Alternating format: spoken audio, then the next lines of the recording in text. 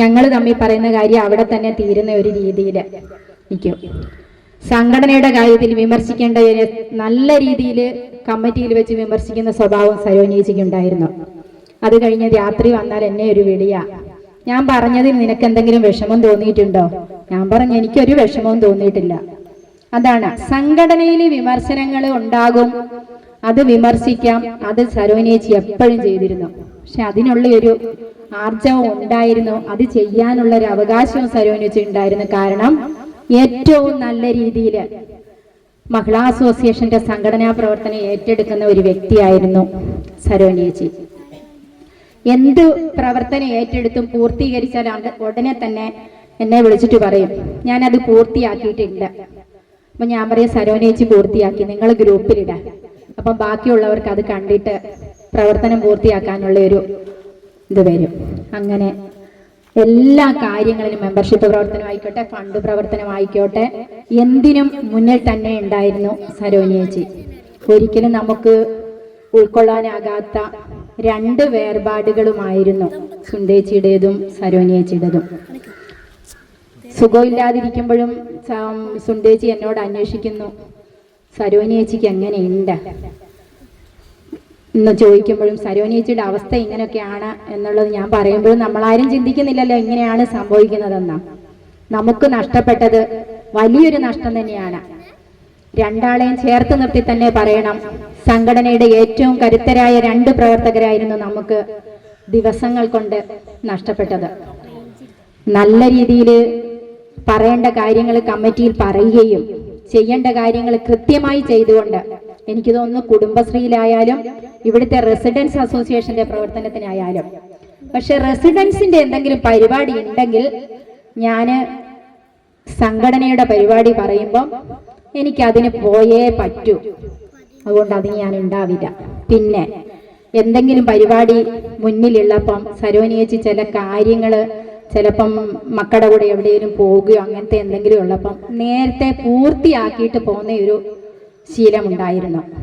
ഞാൻ ഇന്ന ദിവസം മുതലില്ല, അതൊക്കെ എത്രയോ ദിവസം മുന്നേ പറയുമായിരുന്നു. അതിന് മുന്നേ ഞാൻ ചെയ്തു തീർക്കാനുള്ള കാര്യങ്ങൾ ചെയ്തു തീർത്ത് പോവുമായിരുന്നു. പിന്നെ ഈ തിക്കോടിയിൽ ഹൈവേ വികസനം വന്നപ്പം റോഡിനപ്പുറത്തേക്ക് കടന്നു വരുന്നത് ഒരു ബുദ്ധിമുട്ട് പോലെ. മാഷ് സമ്മതിക്കുന്നില്ല മിനി വരാന്. പിന്നെ റീനേച്ചി ഒപ്പം ഉണ്ടെങ്കിൽ മാത്രമാണ് മാഷെന്നെ സമ്മതിക്കുകയുള്ളൂ. ഈ ഒരു രീതിയിലാണ് പിന്നീട് സരോനിയേച്ചി വരുന്നത്. കാരണം ഓരോ ആക്സിഡന്റുകളും കാര്യങ്ങളും ഇവിടെ സംഭവിക്കുമ്പോൾ പിന്നീട് ആ പ്രവർത്തനത്തിനൊരു പിന്നോട്ട് പോകലുണ്ടായിട്ടുണ്ട്. എങ്കിലും ഈ യൂണിറ്റിലെ പ്രവർത്തനത്തിന് ഒരു കാര്യത്തിനും സരോനിയേച്ചി പുറകോട്ട് നിന്നിട്ടില്ല. അങ്ങനെ ഒരു സഖാവ് നമ്മുടെ മേഖലാ കമ്മിറ്റിയിലെ ഊർജ്ജസ്വലരായ രണ്ട് സഖാക്കൾ ഉണ്ടായിരുന്നെന്ന് പറഞ്ഞാൽ അത് സുന്ദേച്ചി സരോനിയേച്ചിയായിരുന്നു. ആരാണ് ഏറ്റവും അധികം പ്രവർത്തിക്കുന്നതെന്ന് ചോദിച്ചാൽ നമുക്ക് പറയാൻ പറ്റില്ല. കാരണം എല്ലാ കാര്യങ്ങളും നമ്മളോട് സംസാരിക്കുകയും ചോദിക്കുകയും അതിനനുസരിച്ച് പ്രവർത്തിക്കുകയും ചെയ്യുന്ന ഒരാളായിരുന്നു സരോനിയേച്ചി. എന്തായാലും ഞാൻ കൂടുതലായിട്ടൊന്നും പറയുന്നില്ല, ഇവിടെ സംസാരിക്കേണ്ടവരൊക്കെ ഉണ്ട്. നമ്മുടെ ഈ അനുസ്മരണ പരിപാടി ഉദ്ഘാടനം ചെയ്യുന്നത് അഖിലേന്ത്യാ ജനാധിപത്യ മഹിളാ അസോസിയേഷന്റെ സംസ്ഥാന വൈസ് പ്രസിഡന്റ് കൂടിയായ സഖാവ് പ്രീത കൂത്തുപറമ്പാണ്. സഖാവിനെ ഞാൻ ഈ അനുസ്മരണ പരിപാടിയിലേക്ക് സ്നേഹപൂർവ്വം സ്വാഗതം ചെയ്യുന്നു. നമ്മുടെ പാർട്ടി ലോക്കൽ സെക്രട്ടറി ഏരിയ കമ്മിറ്റിയായ ബിജു മാഷിനെയും ഈ അനുസ്മരണ പരിപാടിയിലേക്ക് സ്വാഗതം ചെയ്യുന്നു. തിക്കോടി ഗ്രാമപഞ്ചായത്തിന്റെ ക്ഷേമകാര്യ സ്റ്റാൻഡിംഗ് കമ്മിറ്റി ചെയർമാനും സംഘാടക സമിതിയുടെ ചെയർമാനും കൂടിയായ ആർ വിശ്വേട്ടനെയും ഈ യോഗത്തിലേക്ക് ഞാൻ സ്വാഗതം ചെയ്യുന്നു. കൂടാതെ തിക്കോടി മേഖലാ കമ്മിറ്റിയുടെ പ്രസിഡന്റായ മിനിയെയും ഇതിലേക്ക് ഞാൻ സ്വാഗതം ചെയ്യുന്നു. ഒപ്പം ഈ പരിപാടിയിൽ എത്തിച്ചേർന്ന മുഴുവൻ പേരെയും തിക്കോടി മഹിളാ അസോസിയേഷന്റെ മേഖലാ കമ്മിറ്റിയുടെ പേരിൽ സ്വാഗതം ചെയ്തുകൊണ്ട് ഈ പരിപാടിയുടെ അധ്യക്ഷ സ്ഥാനത്തേക്ക് വിശ്വേട്ടനെ ക്ഷണിക്കുന്നു.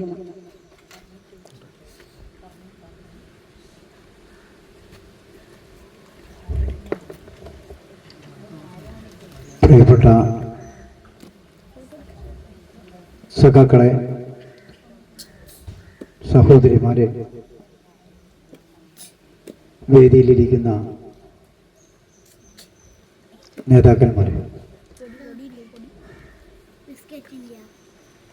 ഇന്ന് നമ്മുടെ സരോജിനി എഴുത്തിലൂടെ ഓർമ്മ ദിനമാണ്. നമുക്കറിയാം, നേരത്തെ സ്വാഗതം പറഞ്ഞ മിനി പറഞ്ഞതുപോലെ സാമൂഹ്യ ബോധത്തോടുകൂടി ഈ നാട്ടിലെ മഹിളകളെ സാമൂഹ്യ പ്രവർത്തനത്തിനിറക്കുക എന്നുള്ള പ്രവർത്തനത്തിൻ്റെ ഭാഗമായിട്ട് തന്നെയാണ് സരോജിനി എഴുതി നമ്മോട് വിട പറഞ്ഞിട്ടുള്ളത്. മഹിളാ അസോസിയേഷൻ്റെ മെമ്പർഷിപ്പിൻ്റെ കൗണ്ടർ ഏൽപ്പിക്കുന്നതിന് വേണ്ടി പോകുമ്പോഴാണ് ആക്സിഡൻ്റ് ഉണ്ടാവുന്നത്.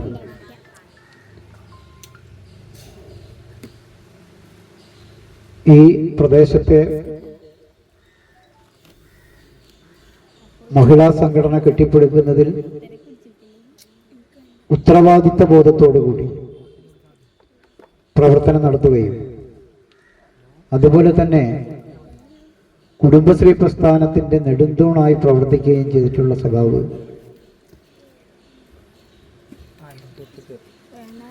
തനിക്ക് പറയാനുള്ളതും എതിർക്കണം എന്ന് തോന്നുന്നതും ഒരു കമ്മ്യൂണിസ്റ്റ് ബോധത്തോടു കൂടി തന്നെ അത്തരം വിമർശനാത്മകമായ പ്രവർത്തനം നടത്താറുണ്ട്. പലരെയും പല രീതിയിലും പ്രയാസപ്പെടുത്തിയിട്ടുണ്ടെങ്കിലും സരോജിനി എഴുത്തിയുടെ ആത്മാർത്ഥതയെ ആർക്കും ചോദ്യം ചെയ്യാൻ കഴിയാത്ത വിധം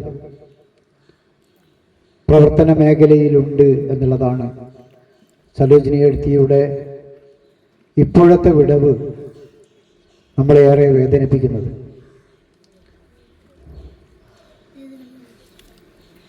പല സമയങ്ങളിലും അവസാന ഘട്ടത്തിലൊക്കെ എനിക്കും ഞാൻ ഇന്ന് ഏറെ ദുഃഖിക്കുന്നത് അതിൻ്റെ ഭാഗമായിട്ടാണ്. സരോജിനി എഴുത്തിയുടെ നിലപാട് സരോജിനി എഴുത്തി നിൽക്കുകയും എൻ്റെ നിലപാടിൽ ഞാൻ നിൽക്കുകയും ചെയ്ത് രണ്ടു കൂട്ടർക്കും അന്യോന്യം തെറ്റിദ്ധാരണയുടെ ഭാഗമാണ് എന്ന് അറിഞ്ഞിട്ട് പോലും ഞങ്ങളങ്ങ് ഒന്നാകാം എന്ന് പറഞ്ഞിട്ടുണ്ട് എന്നുള്ളത് രുക്മ മാഷ് പറഞ്ഞപ്പോൾ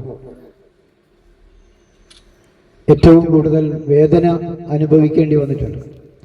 കാരണം ആ സുഹൃത്ത് ബന്ധത്തിൻ്റെ ഭാഗം തന്നെ അന്ന് ആക്സിഡന്റ് വരുമ്പോൾ ഞാൻ അവിടെ ഉണ്ട്.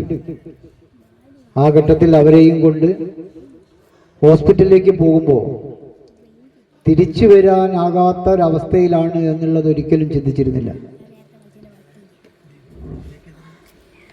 വലിയ വേദനയോടുകൂടി തന്നെയാണ് നമ്മളൊക്കെ സരോജിനി എഴുതിയെ ഓർക്കുന്നത്. ഒരു പുരോഗമന ചിന്താഗതിക്കാർ എന്നുള്ള നിലയ്ക്ക് ഏതെങ്കിലും ഒരാളുടെ മരണത്തോടെ അവർ നമ്മെ ഏൽപ്പിച്ചിട്ടുള്ള ഉത്തരവാദിത്വം അവസാനിപ്പിക്കുക എന്നുള്ളതല്ല അവരോട് ചെയ്യേണ്ടത്. നമ്മോടൊപ്പം നിന്ന് വീറോടെ പ്രവർത്തിച്ചിട്ടുള്ള സഖാവിന്റെ ഓർമ്മ ദിവസം അവരാഗ്രഹിച്ചിട്ടുള്ള രീതിയിൽ പുരോഗമന പ്രസ്ഥാനത്തെ ഇനിയും മുന്നോട്ട് കൊണ്ടുപോകുന്നതിന് നാം എല്ലാം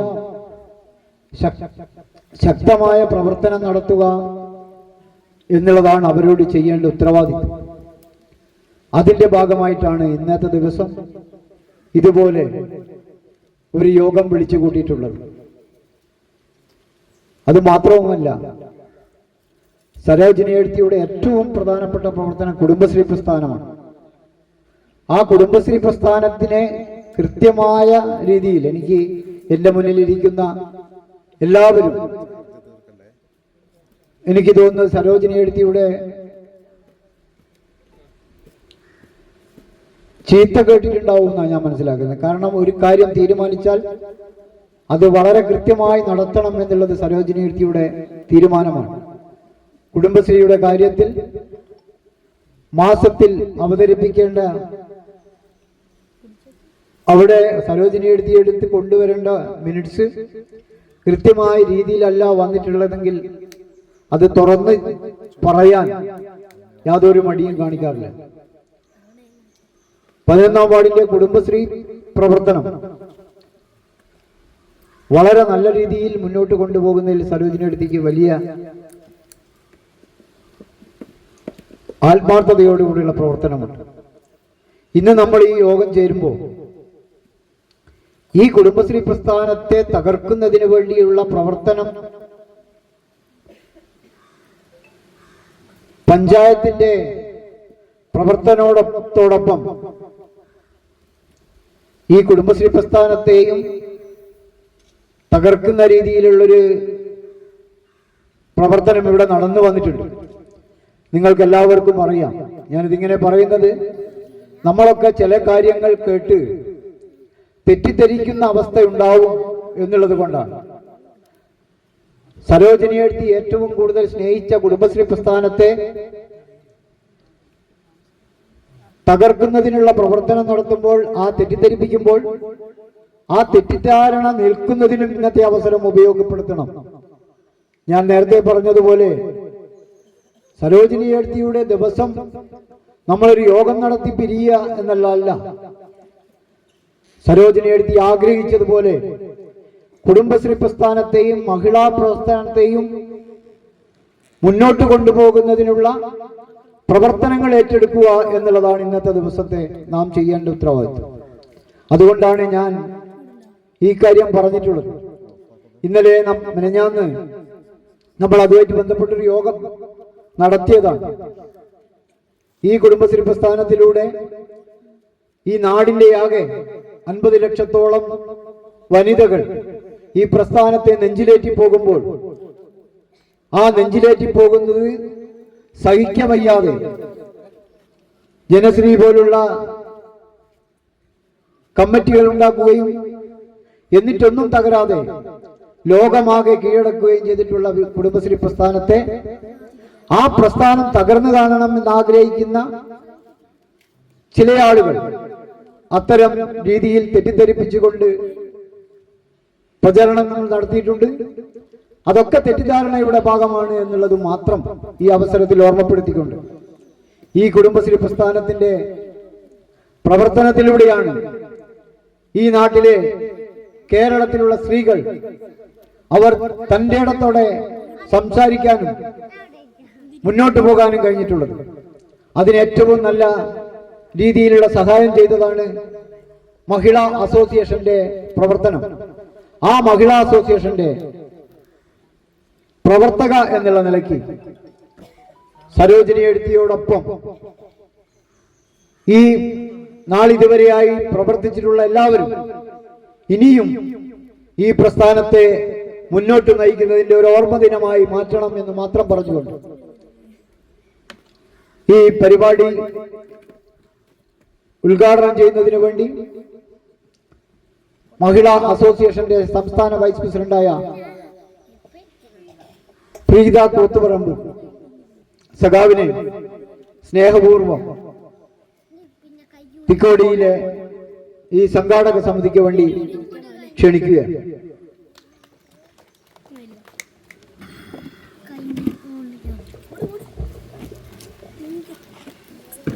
വേദിയിലും സദസ്സിലുമുള്ള ബഹുമാന്യരെ, പ്രിയപ്പെട്ടവരെ, വരുന്നതുവരെ സരോജിനി ചേച്ചി എനിക്കൊരു ഫോട്ടോയിൽ കണ്ട ഒരാൾ മാത്രമായിരുന്നു. പക്ഷെ ആ ഫോട്ടോ കാണുമ്പോൾ നമുക്ക് വരുന്ന ഒരു ഫീലുണ്ട്, ഇത്രയും പ്രസാദാത്മകത അല്ലേ? അത് ആ ഫോട്ടോയിൽ മാത്രമാണെന്ന് എനിക്ക് തോന്നിയില്ല. ഞാൻ വിചാരിക്കുന്നത് മഹിളാ അസോസിയേഷൻ്റെ ഒരു വില്ലേജ് കമ്മിറ്റി, അതിലെ ഒരു അംഗത്തിൻ്റെ വാർഷിക ദിനാചരണം ഇങ്ങനെയൊക്കെ നടത്തണമെങ്കിൽ അവരെല്ലായ്പ്പോഴും വളരെ പ്രസാദവതിയായിരിക്കണം. സരോജിനി ചേച്ചിയെ പറ്റി ഇവരെല്ലാം ഇവിടെ പറഞ്ഞിട്ടുണ്ട്. എനിക്കിത് കേട്ടപ്പോൾ തോന്നിയ ഒരു കാര്യം, ഞങ്ങൾ ആഗ്രഹിക്കുന്ന ഇതുപോലെ ഉള്ള പ്രവർത്തകരെയാണ് മഹിളാ അസോസിയേഷൻ ആഗ്രഹിച്ചുകൊണ്ടേയിരിക്കുന്നത്. ഇതുപോലൊരു 100 പേരുണ്ടെങ്കിൽ ഒരു ജില്ലയിലെ പ്രസ്ഥാനത്തിന് എത്രമാത്രം വലിയ മുതൽക്കൂട്ടാകും എന്ന്, അതിനാണ് നമ്മൾ സംഘാടനം തുടങ്ങിയ ക്ലാസ്സുകളൊക്കെ നടത്താറുണ്ട്. അപ്പോൾ എങ്ങനെ ആയിരിക്കണം നമ്മുടെ പ്രവർത്തകർ എന്നതിൻ്റെ ഉത്തമ മാതൃകയായിട്ട് ഞാൻ വിചാരിക്കുന്നു സരോജിനി എടുത്തി ഇവിടെയൊക്കെ ഉണ്ട്, ഇപ്പോഴും ഉണ്ട്. നിങ്ങളുടെയൊക്കെ ഇടയിൽ, നിങ്ങളുടെയൊക്കെ മനസ്സിൽ മരിച്ചാലും മറക്കാത്ത ഓർമ്മകളുമായി നമുക്കൊക്കെ വെളിച്ചമായി നിൽക്കുന്നു എന്നുള്ളതാണ് ഒരുപക്ഷെ അവർ നമുക്ക് നൽകുന്ന സന്ദേശം. നമ്മളിനി എന്താണ് ചെയ്യേണ്ടത് എന്നതാണ് ചോദ്യം. നമുക്കാർക്കും തടഞ്ഞു നിർത്താൻ കഴിയാത്ത ഒന്നായിട്ട് മരണം നമ്മുടെ മുന്നിൽ നിൽക്കുന്നുണ്ട്. കഴിഞ്ഞ വർഷം ഇതേ സമയത്ത് ഞാൻ ഒരു ആക്സിഡൻ്റ് ഒക്കെ ആയിട്ട് അമൃത ഹോസ്പിറ്റലായിരുന്നു. ഞാൻ വിചാരിക്കുന്നത് ഇപ്പോൾ ഉള്ളത് ബോണസാണ്. സരോജിനി എടുത്തിക്ക് കിട്ടാതെ പോയൊരു ബോണസ് എനിക്ക് കിട്ടിയിട്ടുണ്ട്. അപ്പോൾ നമ്മളിനി കിട്ടിയ കാലം, നമുക്ക് നമ്മുടെ കയ്യിലുള്ള കാലം, നമുക്ക് ഓരോരുത്തർക്കും കയ്യിലുള്ള കാലം, ഈ നാടിൻ്റെ സ്ത്രീകളുടെ മുന്നേറ്റത്തിന് വേണ്ടി മഹിളാ അസോസിയേഷൻ പറയുമ്പോൾ സ്ത്രീകളുടെ ആകെ ഉന്നമനത്തിന് വേണ്ടിയുള്ള പ്രവർത്തനങ്ങൾ നമുക്ക് സംഘടിപ്പിക്കാൻ കഴിയണം. വേറെ എന്താണ് നമുക്ക് ചെയ്യാനുള്ളത് എന്നതാണ് നമ്മുടെ മുന്നിൽ വന്നു ചേരുന്ന ഒരു ചോദ്യം. വേറൊന്നും ചെയ്യണ്ട. നമ്മൾ ചെയ്യേണ്ടത് ഇന്നലത്തെക്കാൾ മെച്ചപ്പെട്ട ജീവിതം നാളെ വരുന്ന കുട്ടികൾക്ക് നൽകാൻ സരോജിനി എടുത്തിയുടെ ഓർമ്മകൾ നാം എങ്ങനെയാണ് പ്രയോജനപ്പെടുത്തേണ്ടത് എന്ന് ആലോചിക്കുക തന്നെയാണ്. ജീവിതത്തിൽ നല്ല സൗഭാഗ്യങ്ങളൊക്കെ ഉണ്ടായിട്ട് നമ്മളോട് സാധാരണ ചോദിക്കില്ലേ, നിങ്ങൾക്കിത് എന്തിൻ്റെ കാര്യമാണ്? നിങ്ങളിത് വീട്ടിലെന്താ എന്തെങ്കിലും ഒരു ബുദ്ധിമുട്ടുണ്ടായിട്ടാണോ? ഒന്നുമല്ല. പിന്നെ എന്തിനാണ് ഇങ്ങനെ വെയിൽ കൊണ്ട് നടക്കുന്നത്? എന്തിനാണ് ഇങ്ങനെ ഓരോ വീടും കയറി നടക്കുന്നത്? നിങ്ങൾക്ക് വല്ല പണിയും, വേറെ വല്ല പണിയും എടുത്തൂടെ എന്ന് ചോദിക്കുന്ന ചോദ്യമുണ്ട്. ഈ അടുക്കളയിൽ നിന്ന് അരങ്ങത്തേക്ക് എന്ന നാടകം കഴിഞ്ഞിട്ടാണ് തൊഴിൽ കേന്ദ്രത്തിലേക്ക് എന്ന നാടകം കേരളത്തിൽ വരുന്നത്. ഞാനത് പറയാൻ കാര്യം, തൊഴിൽ കേന്ദ്രത്തിലേക്ക് എന്ന നാടകത്തിൽ അഭിനയിച്ചിരുന്ന, ഒരുപക്ഷെ ആ നാടകത്തിലെ ഒരു പ്രധാനപ്പെട്ട കഥാപാത്രമായ ദേവസേന കഴിഞ്ഞ ദിവസം മരണപ്പെട്ട കാവുങ്കര ഭാർഗവി തലശ്ശേരിയിൽ ഒരു ഇല്ലത്തേക്ക് വേളി കഴിച്ച് വരാൻ വേണ്ടി തീരുമാനിക്കപ്പെടുകയും വേളി കഴിക്കുകയും ഒക്കെ ചെയ്തിട്ട് അവരെ വിറ്റതായിരുന്നു യഥാർത്ഥത്തിൽ. അപ്പൊ അവരെ രക്ഷപ്പെടുത്താൻ വേണ്ടി അന്ന് നടത്തിയിട്ടുള്ള ധീരോദാത്തമായ ഒരു ഇടപെടലും അതിൻ്റെ ഭാഗമായി അവരെ അവരുടെ ഇല്ലത്തേക്ക് തിരിച്ചു കൊണ്ടുപോവുകയും പക്ഷെ അവർക്ക് അവിടെ ജീവിക്കാൻ പറ്റാതാവുകയും അവരെ ഒന്ന് പുനരധിവസിപ്പിക്കാൻ എന്താണ് മാർഗമെന്ന് ആലോചിക്കുകയും അടുക്കളയിൽ നിന്ന് അരങ്ങത്തെത്തിയ സ്ത്രീകൾ പിന്നെ എങ്ങോട്ടേക്കാണ് പോകേണ്ടത് എന്ന് ആലോചിക്കുകയും അവർക്ക് തൊഴിൽ കേന്ദ്രമാണ് വേണ്ടത് എന്ന് ആലോചിക്കുകയും ഒക്കെ ചെയ്തിട്ടാണ് തൊഴിൽ കേന്ദ്രം. ഞാനതിൻ്റെ ചരിത്രത്തിലേക്കൊന്നും പോകാനല്ല. കാവുങ്കര ഭാർഗവിയെടുത്തി കഴിഞ്ഞ ദിവസമാണ് മരണപ്പെട്ടത്. കാവുങ്കര ഭാർഗവിക്ക് സമത, നമ്മുടെ തൃശ്ശൂരിലുള്ള പുസ്തക പ്രസാധക കൂട്ടായ്മയാണ്, സ്ത്രീകളുടെ പുസ്തക പ്രസാധക കൂട്ടായ്മയാണ് സമത. സമത എല്ലാ മാസവും ഒരു പെൻഷൻ കൊടുക്കാറുണ്ടായിരുന്നു.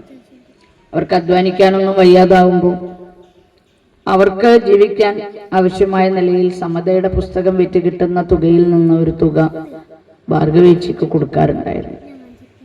ഞാനിത് സൂചിപ്പിക്കുന്നത് ഓരോ സമൂഹത്തിൻ്റെയും മാറ്റങ്ങൾ ഉണ്ടാക്കുന്നതിന് വേണ്ടി ഓരോരുത്തരായി ഇടപെട്ടിട്ടുണ്ട്. പല വഴികളിൽ, പല രീതികളിൽ. നമ്മളൊക്കെ ഇപ്പൊ ഇങ്ങനെ ഇരിക്കുന്നത്, ഞാനിവിടെ നിൽക്കുന്നത്, നിങ്ങളിങ്ങനെ ഇരിക്കുന്നത് ഒക്കെ നമ്മൾ വിചാരിക്കുന്നുണ്ടോ നമ്മുടെയൊക്കെ ഒരു പ്രവൃത്തിയുടെ ഗുണം കൊണ്ടാണെന്ന്? അങ്ങനെ വിചാരിക്കുന്നുണ്ടെങ്കിൽ അത് വലിയ പെശകായിരിക്കും. നമ്മുടെ പ്രവൃത്തിയുടെ ഗുണം കൊണ്ടല്ല. സരോജിനി എടുത്തിയെ പോലുള്ള ആളുകൾ അതിനു മുമ്പ് നടത്തിയിട്ടുള്ള ഇടപെടലുണ്ട്. ആ ഇടപെടലിന്റെ ബാക്കിപത്രമാണ് ഞാനും നിങ്ങളും ഒക്കെ ഇങ്ങനെ ഇരിക്കാൻ. ഇങ്ങനെ കൂടിച്ചേർന്നിരിക്കാൻ. സ്ത്രീകൾക്ക് അങ്ങനെയൊന്നും ഇരിക്കാൻ പറ്റുന്ന ഒരു അവസരം ഉണ്ടായിരുന്നില്ല. പക്ഷെ ഇരിക്കണമെന്ന് ആവശ്യപ്പെടാൻ നമുക്ക് വലിയ കൂട്ടായ്മ, നമ്മുടെ അധ്യക്ഷൻ സൂചിപ്പിച്ചതുപോലെ 50 ലക്ഷം സ്ത്രീകളുടെ വലിയ കൂട്ടായ്മയുടെ ഉടമകളാണ് നമ്മളിപ്പോൾ. 57 ലക്ഷം സ്ത്രീകളാണ് ജനാധിപത്യ മഹിളാ അസോസിയേഷനിൽ മെമ്പർമാരായിട്ടുള്ളത്. അത്രയും സ്ത്രീകൾ എവിടെയൊക്കെയോ ഉണ്ട്. നോക്കൂ, എത്ര അറിയാതെയാണ് നാം ബഹുമാനിക്കുകയും സ്നേഹിക്കുകയും മാത്രമല്ല. എനിക്ക് തോന്നുന്നത് എൻ്റെ തൊട്ടുമൂത്ത സഹോദരിയെ പോലെ ഞാൻ സരോജിനിയെടുത്തിയെ ബഹുമാനിക്കുകയും സ്നേഹിക്കുകയും ഹൃദയത്തോട് ചേർത്ത് പിടിക്കുകയും നിങ്ങളെല്ലാവരും ചെയ്യുന്നുണ്ട്. അങ്ങനെ ചെയ്യുന്നത് അവർ ഈ നാടിനു വേണ്ടി നടത്തിയിട്ടുള്ള ഇടപെടലിന്റെ കൂടി ഭാഗമാണ്. അവർ സാധാരണ ഒരു സ്ത്രീയെ പോലെ കുട്ടികൾക്ക് ഭക്ഷണമൊക്കെ വെച്ചു കൊടുത്ത് അവരെ നന്നായി നോക്കി അവരെ പരിചരിച്ച് അവരെ വിവാഹം ചെയ്തു വിട്ട് അവരുടെ ഭർത്താവിനെ പരിചരിച്ച് അങ്ങനെയൊക്കെ ജീവിച്ചിട്ടും തീരുന്ന ഒരുപാട് ജീവിതങ്ങളുണ്ടല്ലോ. അങ്ങനെയൊക്കെ മാത്രമായിരുന്നെങ്കിൽ നമ്മളിങ്ങനെ കൂടിയിരിക്കുകയൊന്നുമില്ല. നമ്മൾ ചിലപ്പോൾ പറയും, എത്ര വേഗമാണ് ഒരു വർഷം കടന്നുപോയത് അല്ലേ? നിങ്ങളെല്ലാവരും ഇപ്പൊ അങ്ങനെ പറയുന്നുണ്ടാവും എന്നാണ് ഞാൻ വിചാരിക്കുന്നത്. എത്ര വേഗമാണ്, അത് ഇല്ലാതായതുപോലെ നമുക്ക് തോന്നുന്നില്ല. നമ്മുടെ ഇടയിലൊക്കെ അവരുണ്ട് എന്ന് ഒക്കെ നമ്മൾ പറയും. പക്ഷെ നമ്മളിങ്ങനെ ഇരുന്ന് അവരെ കുറിച്ച് ഓർക്കുക മാത്രമല്ല, നമ്മൾ മഹിളാ അസോസിയേഷന്റെ പ്രവർത്തകർ ചെയ്യാനുള്ള ഒരു കാര്യം, നമുക്ക് മുമ്പേ നടന്നുപോയ ആളുകളെ കുറിച്ച് അവരുടെ അപദാനങ്ങളെ വാഴ്ത്തിപ്പാടുക മാത്രമല്ല, അവരെന്താണോ ഈ സമൂഹത്തിൽ മാതൃകാപരമായി നിർവഹിച്ചത് അത് കൂടുതൽ ഉത്തരവാദിത്വ ബോധത്തോടെ നിർവഹിക്കുക എന്നുള്ളതാണ് അവരോട് നമുക്ക് കൊടുക്കാവുന്ന ഏറ്റവും വലിയ ആദരവ്. അവരായിട്ട് സരോജിനിയടുത്ത് ഇല്ലാത്തതിന്റെ കുറവ് നമുക്കൊരാൾക്ക് ഒരുപക്ഷെ പരിഹരിക്കാൻ കഴിഞ്ഞു എന്ന് വരില്ല. പക്ഷെ ഒരുപാട് പേർ കൂടി ചേർന്നാൽ ആ കുറവ് നമുക്ക് പരിഹരിക്കാൻ കഴിയും. അങ്ങനെ പരിഹരിച്ചിട്ടാണ് അവരോട് നാം നമ്മുടെ ആദരവ് കാണിക്കേണ്ടത്. എങ്ങനെയാണ് നമ്മൾ അതിനെ പരിഹരിക്കുക? എന്തൊക്കെയാണ് നമ്മുടെ മുന്നിൽ വന്നു ചേരുന്ന ഉത്തരവാദിത്തങ്ങൾ? എന്താണ് ഇപ്പോൾ സ്ത്രീകൾ ഏറ്റെടുക്കേണ്ടത്? ഞാൻ നേരത്തെ സൂചിപ്പിച്ചതുപോലെ നമ്മൾ ഇന്ന് ഇങ്ങനെയെങ്കിലും ഇരിക്കാൻ നമുക്ക് കഴിയുന്നുണ്ടെങ്കിൽ നമ്മുടെ പൂർവികർ എത്രയോ കഷ്ടപ്പെട്ട് നേടിയെടുത്ത നേട്ടങ്ങളാണ് അതിന്റെ പിന്നിൽ. അല്ലാതെ നമ്മളായി ചെയ്തതൊന്നുമല്ല. മാറുമറക്കാൻ, മുട്ടിന് താഴെ മുണ്ടൊടുക്കാൻ, ആദ്യ രാത്രി ജന്മിമാരുടെ കിടപ്പറ പങ്കിടാതിരിക്കാൻ നടത്തിയിട്ടുള്ള അതിസാഹസികമായ സമരങ്ങളുണ്ട്. അതുമാത്രമൊന്നുമല്ല, ആത്മാഭിമാനം ഉയർത്തിപ്പിടിക്കാൻ, അന്തസ് ഉയർത്തിപ്പിടിക്കാൻ ഒക്കെ നടത്തിയിട്ടുള്ള അതിസാഹസികമായ പ്രവർത്തനങ്ങൾ നമുക്കറിയാം. ഞാൻ എല്ലാ കാര്യങ്ങളിലേക്കും പോവാനല്ല, പക്ഷെ ചരിത്രവൽക്കരിക്കുക എന്നുള്ളത് ഇന്നീ കാണുന്നതെല്ലാം ഇന്നലെ ഉണ്ടായിരുന്നില്ല എന്നും ഇന്നലെ ഇല്ലാത്ത കാര്യങ്ങൾ ഇന്ന് ഉണ്ടാക്കാൻ വേണ്ടി ഒരുപാട് ആളുകൾ അവരുടെ ചോരയും നീരും കണ്ണുനീരും എല്ലാം ത്യജിച്ചിട്ടുണ്ട് എന്നും നമുക്ക് തിരിച്ചറിയുമ്പോഴാണ് വരാൻ പോകുന്ന ഒരു തലമുറക്ക് അതിലേറെ മെച്ചപ്പെട്ട ഒരു ലോകം സംഭാവന ചെയ്യാൻ നമ്മുടെ പ്രവർത്തനങ്ങൾക്ക് നാം നേതൃത്വം കൊടുക്കേണ്ടത്. അപ്പൊ അതിനെന്താണ് നാം ചെയ്യേണ്ടത്? ഇതാണ് നമ്മുടെ മുന്നിൽ ആലോചനാ വിഷയമാവേണ്ടത്. എന്താണ് നമ്മുടെ മുന്നിൽ സരോജിനിയടുത്തിയുടെ 1ാം ചരമവാർഷിക ദിനം ആചരിക്കുമ്പോൾ നാം എന്താണ് ചെയ്യേണ്ടത്? നമ്മുടെ നാട്ടിലെ സ്ത്രീകളെ അവരെ മനുഷ്യത്വമുള്ളവരാക്കി തീർക്കണം. ഇപ്പം എന്താ മനുഷ്യത്വം ഇല്ലേ? മനുഷ്യത്വം ഇല്ലാതെയാണോ അവിടെ ഇരിക്കുന്നത്? പക്ഷെ നമുക്കിപ്പോ മനസ്സിലാവുന്നില്ല ആർക്കൊക്കെയാണ് മനുഷ്യത്വം ഉള്ളത്, ആർക്കൊക്കെയാണ് മനുഷ്യത്വം ഇല്ലാത്തത്, ആരൊക്കെ എന്തൊക്കെയാണ് ആയിത്തീരുന്നത്. നമുക്കൊരു ഒരു പിടിപാട് കിട്ടാത്ത പ്രശ്നം നമുക്കിടയിലൂടെ കടന്നു വരുന്നു. ഇന്നാണ് പത്രത്തിൽ കണ്ടത്, പത്രത്തിലല്ല ഇപ്പൊ വാർത്തയിൽ വന്നത്, കാസർഗോഡ് നിന്ന് കാണാതെ പോയ 15 വയസ്സുള്ള പെൺകുട്ടിയും അവരുടെ അയൽക്കാരും മരിച്ച നിലയിൽ കണ്ടെത്തിയിരിക്കുന്നു അല്ലെ? കഴിഞ്ഞ ദിവസം ഇങ്ങനെ എത്ര വാർത്തകൾ. താമരശ്ശേരിയിൽ നിന്ന് പോയ 2 പെൺകുട്ടികൾ ബോംബെയിൽ എത്തിയിട്ട് പോലീസ് അവരെ തിരിച്ചു കൊണ്ടുവന്നു. നമ്മൾ അവരെയും പഠനവിധേയമാക്കണം. അതിനി നാളെ എൻ്റെ വീട്ടിലാണോ സംഭവിക്കാൻ പോകുന്നത്, എൻ്റെ മകളാണോ, നമ്മുടെ മക്കളാണോ എന്ന് ആലോചിക്കുന്ന വേവലാതികൾ നമ്മുടെ രക്ഷിതാക്കൾക്കുണ്ടാവുന്നു. കുട്ടികളെയൊക്കെ സംശയത്തിന്റെ കണ്ണിൽ നോക്കിക്കാണുന്ന കണ്ണുകൾ നമുക്കൊക്കെ ഉണ്ടാവും. പറ്റുമോ? സംശയിക്കാൻ തുടങ്ങിയാൽ പിന്നെ ആരെയൊക്കെ സംശയിക്കണം? കുഴപ്പല്ലേ? വലിയ കുഴപ്പമാവും. അതുകൊണ്ട് സംശയിക്കുകയല്ല, എന്താണ് സംഭവിക്കുന്നത് എന്ന് കൃത്യമായി മനസ്സിലാക്കൽ തന്നെയാണ് ഇതിന്റെ ഒരു ഭാഗം. നമ്മുടെ നാട്ടിലെ അരാജകത്വ പ്രവണതകൾ കൂടി വരുന്നു, അരാഷ്ട്രീയ പ്രവണതകളും കൂടി വരുന്നുണ്ട്. പിന്നെ എന്താണ് ഇവിടെ സംഭവിച്ചുകൊണ്ടിരിക്കുന്നത്? ഈ കൂട്ടായ്മകളൊക്കെ ഉണ്ട്. കേരളത്തിന്റെ ഒരു പ്രത്യേകതയൊക്കെ നമുക്കറിയാം. കേരളത്തിൽ മറ്റു പല സംസ്ഥാനങ്ങളിലും ഉള്ളതിനേക്കാൾ വ്യത്യസ്തമായ സ്ത്രീ ജീവിതത്തിന്റെ സമ്പന്നമായ ഒരു ഏട് നമുക്ക് പറയാനുണ്ട്. അത് ചെറുതൊന്നുമല്ല. നമുക്ക് അഭിമാനത്തോടെ മഹിളാ അസോസിയേഷനും അതിൽ നല്ല പങ്കുവഹിക്കാൻ കഴിഞ്ഞിട്ടുണ്ട്. മഹിളാ അസോസിയേഷന്റെ മുന്നേ പ്രവർത്തിച്ചിട്ടുള്ള ആളുകൾക്കും അതിൽ വലിയ പങ്കുവഹിക്കാൻ കഴിഞ്ഞിട്ടുണ്ട്. മഹിളാ ഫെഡറേഷനും മഹിളാ സംഘവും കേരള മഹിളാ സംഘവും ഒക്കെ ചേർന്നിട്ട് വലിയ പ്രവർത്തനങ്ങൾ സംഘടിപ്പിച്ചിട്ടുണ്ട് എന്ന് നമുക്കറിയാം. ഞാൻ അതുകൊണ്ടാണ് തുടക്കത്തിൽ പറയുമ്പോൾ തൊഴിൽ കേന്ദ്രത്തിലേക്ക് എന്ന നാടകത്തെ കുറിച്ച് പറഞ്ഞത്. സ്ത്രീകൾ എഴുതുകയും സ്ത്രീകൾ അഭിനയിക്കുകയും പുരുഷവേഷവും സ്ത്രീകൾ തന്നെയാണ് കിട്ടിയത്. പുരുഷന്മാരുടെ റോളും സ്ത്രീകൾ തന്നെയാണ്. ലക്കിടിയിൽ പാലക്കാട് ഒരു വളരെ വലിയ പ്രശസ്തമായ ഒരു മന ഇതിനു വേണ്ടി വിട്ടുകൊടുക്കുകയാണ്. ആര്യപ്പള്ളമെന്നും പാർവതി നെന്മിനിമംഗലവും എന്നും എല്ലാം പറയുന്ന പേരുകൾ ഒരുപക്ഷെ ഞാനും നിങ്ങളുമൊക്കെ ഹൃദയത്തോട് ചേർത്ത് വെക്കേണ്ടുന്ന പേരുകളാണ്. സരോജിനിയടുത്തിയുടെ പേര് ഇങ്ങേ അറ്റത്ത് എഴുതി വെക്കുമ്പോൾ അതിൻ്റെ തൊട്ട് പിറകിലായിട്ട് ആ പേരുകളൊക്കെ നമ്മൾ എഴുതി വെക്കണം. KR ഗൗരിയമ്മയും സുശീല ഗോപാലനും പോലുള്ള ആളുകൾ നടത്തിയിട്ടുള്ള അതിശക്തമായ ഇടപെടലുകളുണ്ട്. ഇന്ത്യൻ പാർലമെന്റിൽ സുശീല ഗോപാലൻ നടത്തിയിട്ടുള്ള ഇടപെടലുകളിലാണ് ഞാൻ സാന്ദർഭികമായി സൂചിപ്പിക്കുന്നത്. 1961 സ്ത്രീധന നിരോധന നിയമം വന്നു. പക്ഷെ ഇന്ത്യയിൽ ഒരൊറ്റ കേസും രജിസ്റ്റർ ചെയ്തില്ല. 61 നിയമം വന്നിട്ട് എന്തുകൊണ്ടാണ് ഒറ്റ കേസും രജിസ്റ്റർ ചെയ്യാത്തത് എന്ന് 1982 ഇന്ത്യൻ പാർലമെന്റിൽ ചർച്ച വരികയാണ്. ഇതിൽ ഒരു കേസും വരുന്നില്ല. പക്ഷെ മരണത്തിന് ഒരു കുറവുണ്ടായിരുന്നില്ല. ഏത് മരണത്തിന്? സ്റ്റൗ പൊട്ടിത്തെറിച്ച മരണം. ഇവിടെ ഉള്ള എൻ്റെ പ്രായക്കാരായിട്ടുള്ള ആളുകൾക്കൊക്കെ ഏകദേശം ഓർമ്മയുണ്ടാവും. പഴയ കാലത്ത് സ്റ്റൗ പൊട്ടിത്തെറിച്ച മരണം വളരെ വ്യാപകമായിരുന്നു. കേരളത്തിലല്ല കൂടുതൽ, കേരളത്തിൽ അവിടെ ഇവിടെയൊക്കെ ആയിട്ടാണ് കേട്ടതെങ്കിൽ ഉത്തരേന്ത്യൻ സംസ്ഥാനങ്ങളിൽ സ്റ്റൗ പൊട്ടിത്തെറിച്ച മരണം വ്യാപകമായിരുന്നു. പക്ഷെ സ്ത്രീധനത്തിന്റെ പേരിൽ ഒറ്റ കേസും രജിസ്റ്റർ ചെയ്തില്ല. സുശീല ഗോപാലൻ ചോദിച്ചു, സ്ത്രീധനം ഇല്ലാത്തത് കൊണ്ടാണോ? ഈ നിയമത്തിലെ പഴുതുകളാണ്, ഈ നിയമമാണ് മാറ്റേണ്ടത്. ഇത് എന്തുണ്ടാക്കുന്നുണ്ട്? കൊടുക്കുന്നവരും വാങ്ങുന്നവരും ഒരുപോലെ കുറ്റക്കാരാണ് എന്ന് വന്നാൽ എന്താവും? പെൺകുട്ടിയുടെ വിവാഹത്തിന് വേണ്ടി അവരുടെ രക്ഷിതാക്കൾ പണം നൽകിയിട്ടുണ്ട്. പണം നൽകിയാൽ അവരും കുറ്റക്കാരാവും. അപ്പൊ പിന്നെ ഒരു കുറ്റത്തിൽ നിന്ന് രക്ഷപ്പെടാൻ തൽക്കാലം ഒന്നും പരാതി പറയാതിരിക്കുക എന്ന നിലപാടെടുത്തു. സുശീല ഗോപാലൻ പറഞ്ഞു, എന്തുകൊണ്ടാണ് ഇങ്ങനെ ഉണ്ടാവുന്നത്? സ്ത്രീധനം എന്ന വ്യവസ്ഥ എങ്ങനെയാണ് വന്നത്? അത് കൊടുക്കേണ്ടി വരുന്നത് എന്തുകൊണ്ടാണ്?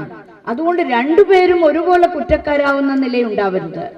അവർക്ക് പരാതി പറയണമെങ്കിൽ അവർ അതിന് നിർബന്ധിക്കപ്പെട്ടതാണ് എന്ന സാഹചര്യമെങ്കിലും മനസ്സിലാക്കാൻ കഴിയണം. അങ്ങനെയാണ് ഭേദഗതി വന്നത്. അങ്ങനെ ഭേദഗതി വന്നിട്ടാണ് ഇപ്പോഴും അതിലൊരു കുറ്റമുണ്ട് കേട്ടോ, വിചാരിച്ചിട്ട് കുറ്റമില്ല എന്നല്ല. അതിലെന്തു പറഞ്ഞു? സമ്മാനമായി കൊടുക്കുന്നതിന് കുറ്റമില്ല. അപ്പൊ പിന്നെ എല്ലാം സമ്മാനായി. പിന്നെ നിർബന്ധം എന്ന് പറയുന്ന വാക്ക് എവിടെയും ഉണ്ടായില്ല. നിയമത്തിൽ പിന്നെയും പഴുതുകൾ ഉണ്ടാക്കി. സ്ത്രീധന മരണങ്ങൾ തുടർച്ചയായി നടന്നുകൊണ്ടേയിരുന്നു. നമ്മളിപ്പോ നമ്മുടെ മനസ്സിലൊക്കെ ഉണ്ടല്ലോ, വിസ്മയെ പോലുള്ള പെൺകുട്ടി, മെഡിസിന് പഠിക്കുന്ന കുട്ടി, മെഡിസിന് പഠിച്ചു കഴിഞ്ഞ കുട്ടി, RTO നോക്കൂ, അയാൾ ഒരു സർക്കാർ ഉദ്യോഗസ്ഥനായിരുന്നു. പക്ഷെ എന്നിട്ടും ലക്ഷങ്ങളും കോടികളും ഒക്കെ കൊടുത്തിട്ട് നമ്മുടെ പെൺമക്കളുടെ വിവാഹം നടത്തുന്ന രീതികൾ നമ്മുടെ നാട്ടിലുണ്ടാകുന്നു. ഇതൊക്കെ ഉണ്ടാവുമ്പോൾ ഞാൻ പറഞ്ഞു വരുന്നത്, സഖാവ് സുശീല ഗോപാലിനെ പോലുള്ള ആളുകൾ അന്ന് പാർലമെന്റിൽ നടത്തുന്ന ഇടപെടലുകൾ എന്ന് പറയുന്നത്, ആ ഇടപെടലുകൾ പ്രായോഗികമായി നമ്മുടെ ജീവിതത്തെ അറിഞ്ഞിട്ടാണ്. ഓരോ പ്രദേശത്തുമുള്ള പ്രശ്നങ്ങൾ മനസ്സിലാക്കിക്കൊണ്ടാണ് പുതിയ നിയമങ്ങൾ വേണമെന്ന ആവശ്യത്തിലേക്ക് നാം വരുന്നത്. നമ്മൾ ഓരോ കാര്യങ്ങളും അങ്ങനെ തന്നെയാണ് വരുന്നത്. അങ്ങനെ ആവശ്യകത മനസ്സിലാക്കാൻ അത് ഗ്രാസ് റൂട്ട് ലെവലിൽ ഏറ്റവും താഴെ തട്ടിൽ നമ്മുടെ പ്രവർത്തകരോടൊപ്പം വീടുകൾ കയറി ഇറങ്ങി ഓരോരുത്തരോടും സംസാരിക്കുമ്പോഴാണ് നമുക്ക് മനസ്സിലാക്കാൻ വേണ്ടി കഴിയുക, ഈ നാട്ടിൽ ഇനി ഒരുപാട് മാറാനുണ്ട്. കേരളം ഒരുപാട് മാറിയിട്ടുണ്ട്.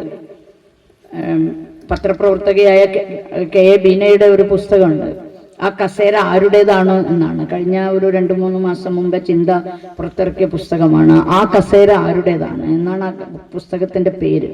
ഏത് കസേരയാണ്? എല്ലാ കസേരകളും. ഇരിക്കണമെങ്കിൽ നമുക്ക് കുറച്ച് പാടുണ്ട് ഇല്ലേ? കസേര കിട്ടിയ അപ്പോ ഇരിക്കുവോ? ഇരിക്കും.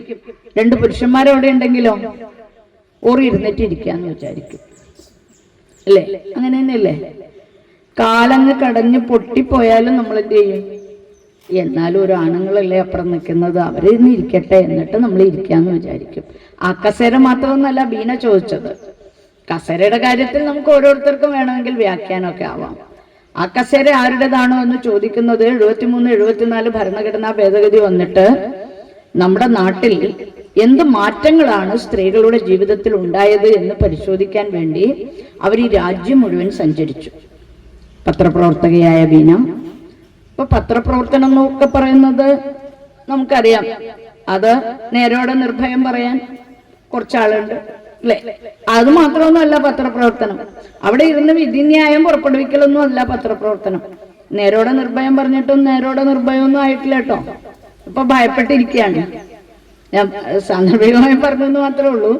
ഇപ്പൊ ഭയപ്പെട്ടു അല്ലെ? സിന്ധു സൂര്യകുമാറാണ് നേരോടെ നിർഭയം. നേരോടെ നിർഭയം പറഞ്ഞു. എന്ത് പറഞ്ഞു?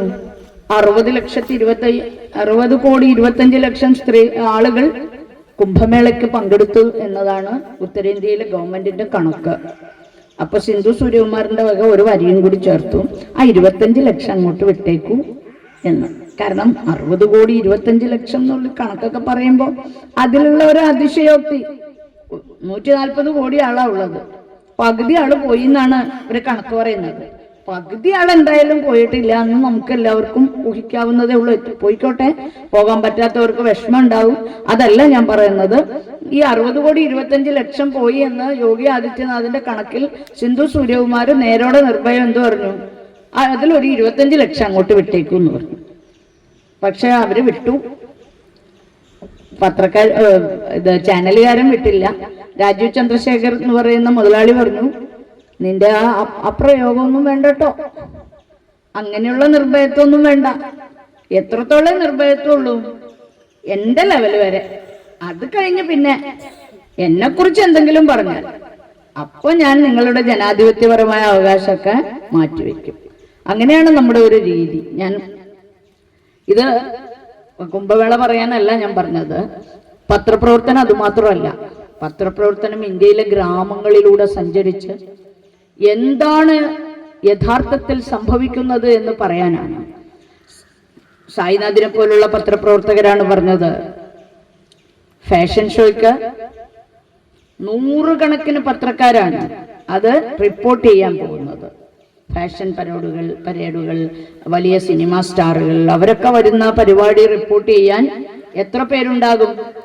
1, 2, 3, 4 അല്ല, 100 കണക്കിന് പത്രപ്രവർത്തകരുണ്ടാകും. എന്നാൽ പട്ടിണി മരണം റിപ്പോർട്ട് ചെയ്യാൻ പോകുന്നത് 1, 2 പത്രക്കാരായിരിക്കും.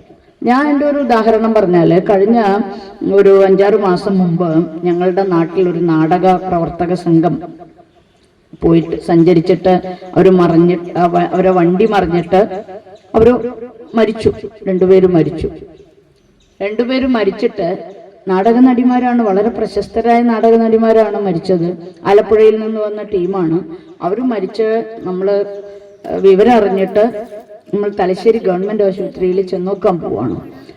അവിടെ പോസ്റ്റ്മോർട്ടം ഒക്കെ കഴിഞ്ഞിട്ട് അവിടെ വെച്ചിട്ടുണ്ട്, അവിടെ നിന്ന് കാണാൻ പറ്റുമെന്ന് പറഞ്ഞിട്ട്. ബാക്കിയുള്ള ആളുകളൊക്കെ പരിക്ക് പറ്റിയിട്ടും അവിടെ മിംസിലാണ്. മിംസിൽ നമ്മൾ കണ്ടിട്ട് അത് കഴിഞ്ഞ് നമ്മൾ തലശ്ശേരി ഗവൺമെന്റ് ഹോസ്പിറ്റലിലേക്ക് വരികയാണ്.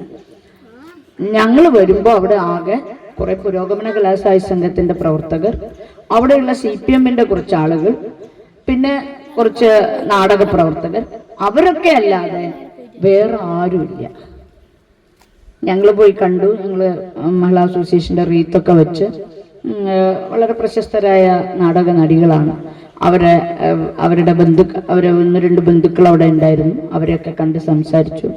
അപ്പൊ ഞങ്ങൾ പറഞ്ഞു, ഇത് വലിയ സെലിബ്രിറ്റീസ് ഒക്കെ ആയിരുന്നെങ്കിലോ എത്ര പത്രക്കാർ, എങ്ങനെയൊക്കെയുള്ള ആളുകൾ നാട്ടിലുണ്ടാകുമായിരുന്നു അവിടെ. പക്ഷെ ഇപ്പൊ ഇതിന്റെയൊക്കെ പിന്നാലെയാണ്, ഈ സെലിബ്രിറ്റീസിന്റെ പിന്നാലെയാണ് പത്രക്കാരൊക്കെ പോകുന്നത്. കെ.ബീന അങ്ങനെയല്ല പോയത്. കെ.ബീന കൃത്യമായി ഈ നാടിലാകെയുള്ള പഞ്ചായത്തുകളിൽ, തെരഞ്ഞെടുത്ത പഞ്ചായത്തുകളിലാണ് അവർ സഞ്ചരിച്ചത്. അവർ പോയി കണ്ടപ്പോ കേരളത്തിലെ അനുഭവം അവർ പറയുന്നുണ്ട്. നമുക്കത്ര ഇഷ്ടപ്പെടുമൊന്നുമില്ല, എന്നാലും ഉള്ള വസ്തുത പറയണല്ലോ. എനിക്കത് ഇഷ്ടപ്പെട്ടു കേട്ടോ. കാരണം അങ്ങനെയൊക്കെ സൂക്കേട് നമുക്കുണ്ട്. എന്താണത്? അവര് കേരളത്തെ കുറിച്ച് പറഞ്ഞത് ഇങ്ങനെയാണ്. കേരളത്തിൽ ഒരു പരിപാടി നടക്കുകയാണ്. പരിപാടി നടക്കുമ്പോൾ ഒരു സമ്മാനദാന പരിപാടിയാണ്, ഗവൺമെന്റിന്റെ പ്രോഗ്രാമാണ്. അപ്പൊ തെരഞ്ഞെടുക്കപ്പെട്ട പഞ്ചായത്തുകളിൽ, തദ്ദേശ സ്വയംഭരണ സ്ഥാപനങ്ങളിൽ കേരളത്തിന്റെ പ്രത്യേകത എന്താണ്? 50% സീറ്റ് സ്ത്രീകൾക്ക് സംവരണം ചെയ്തിട്ടുണ്ട്.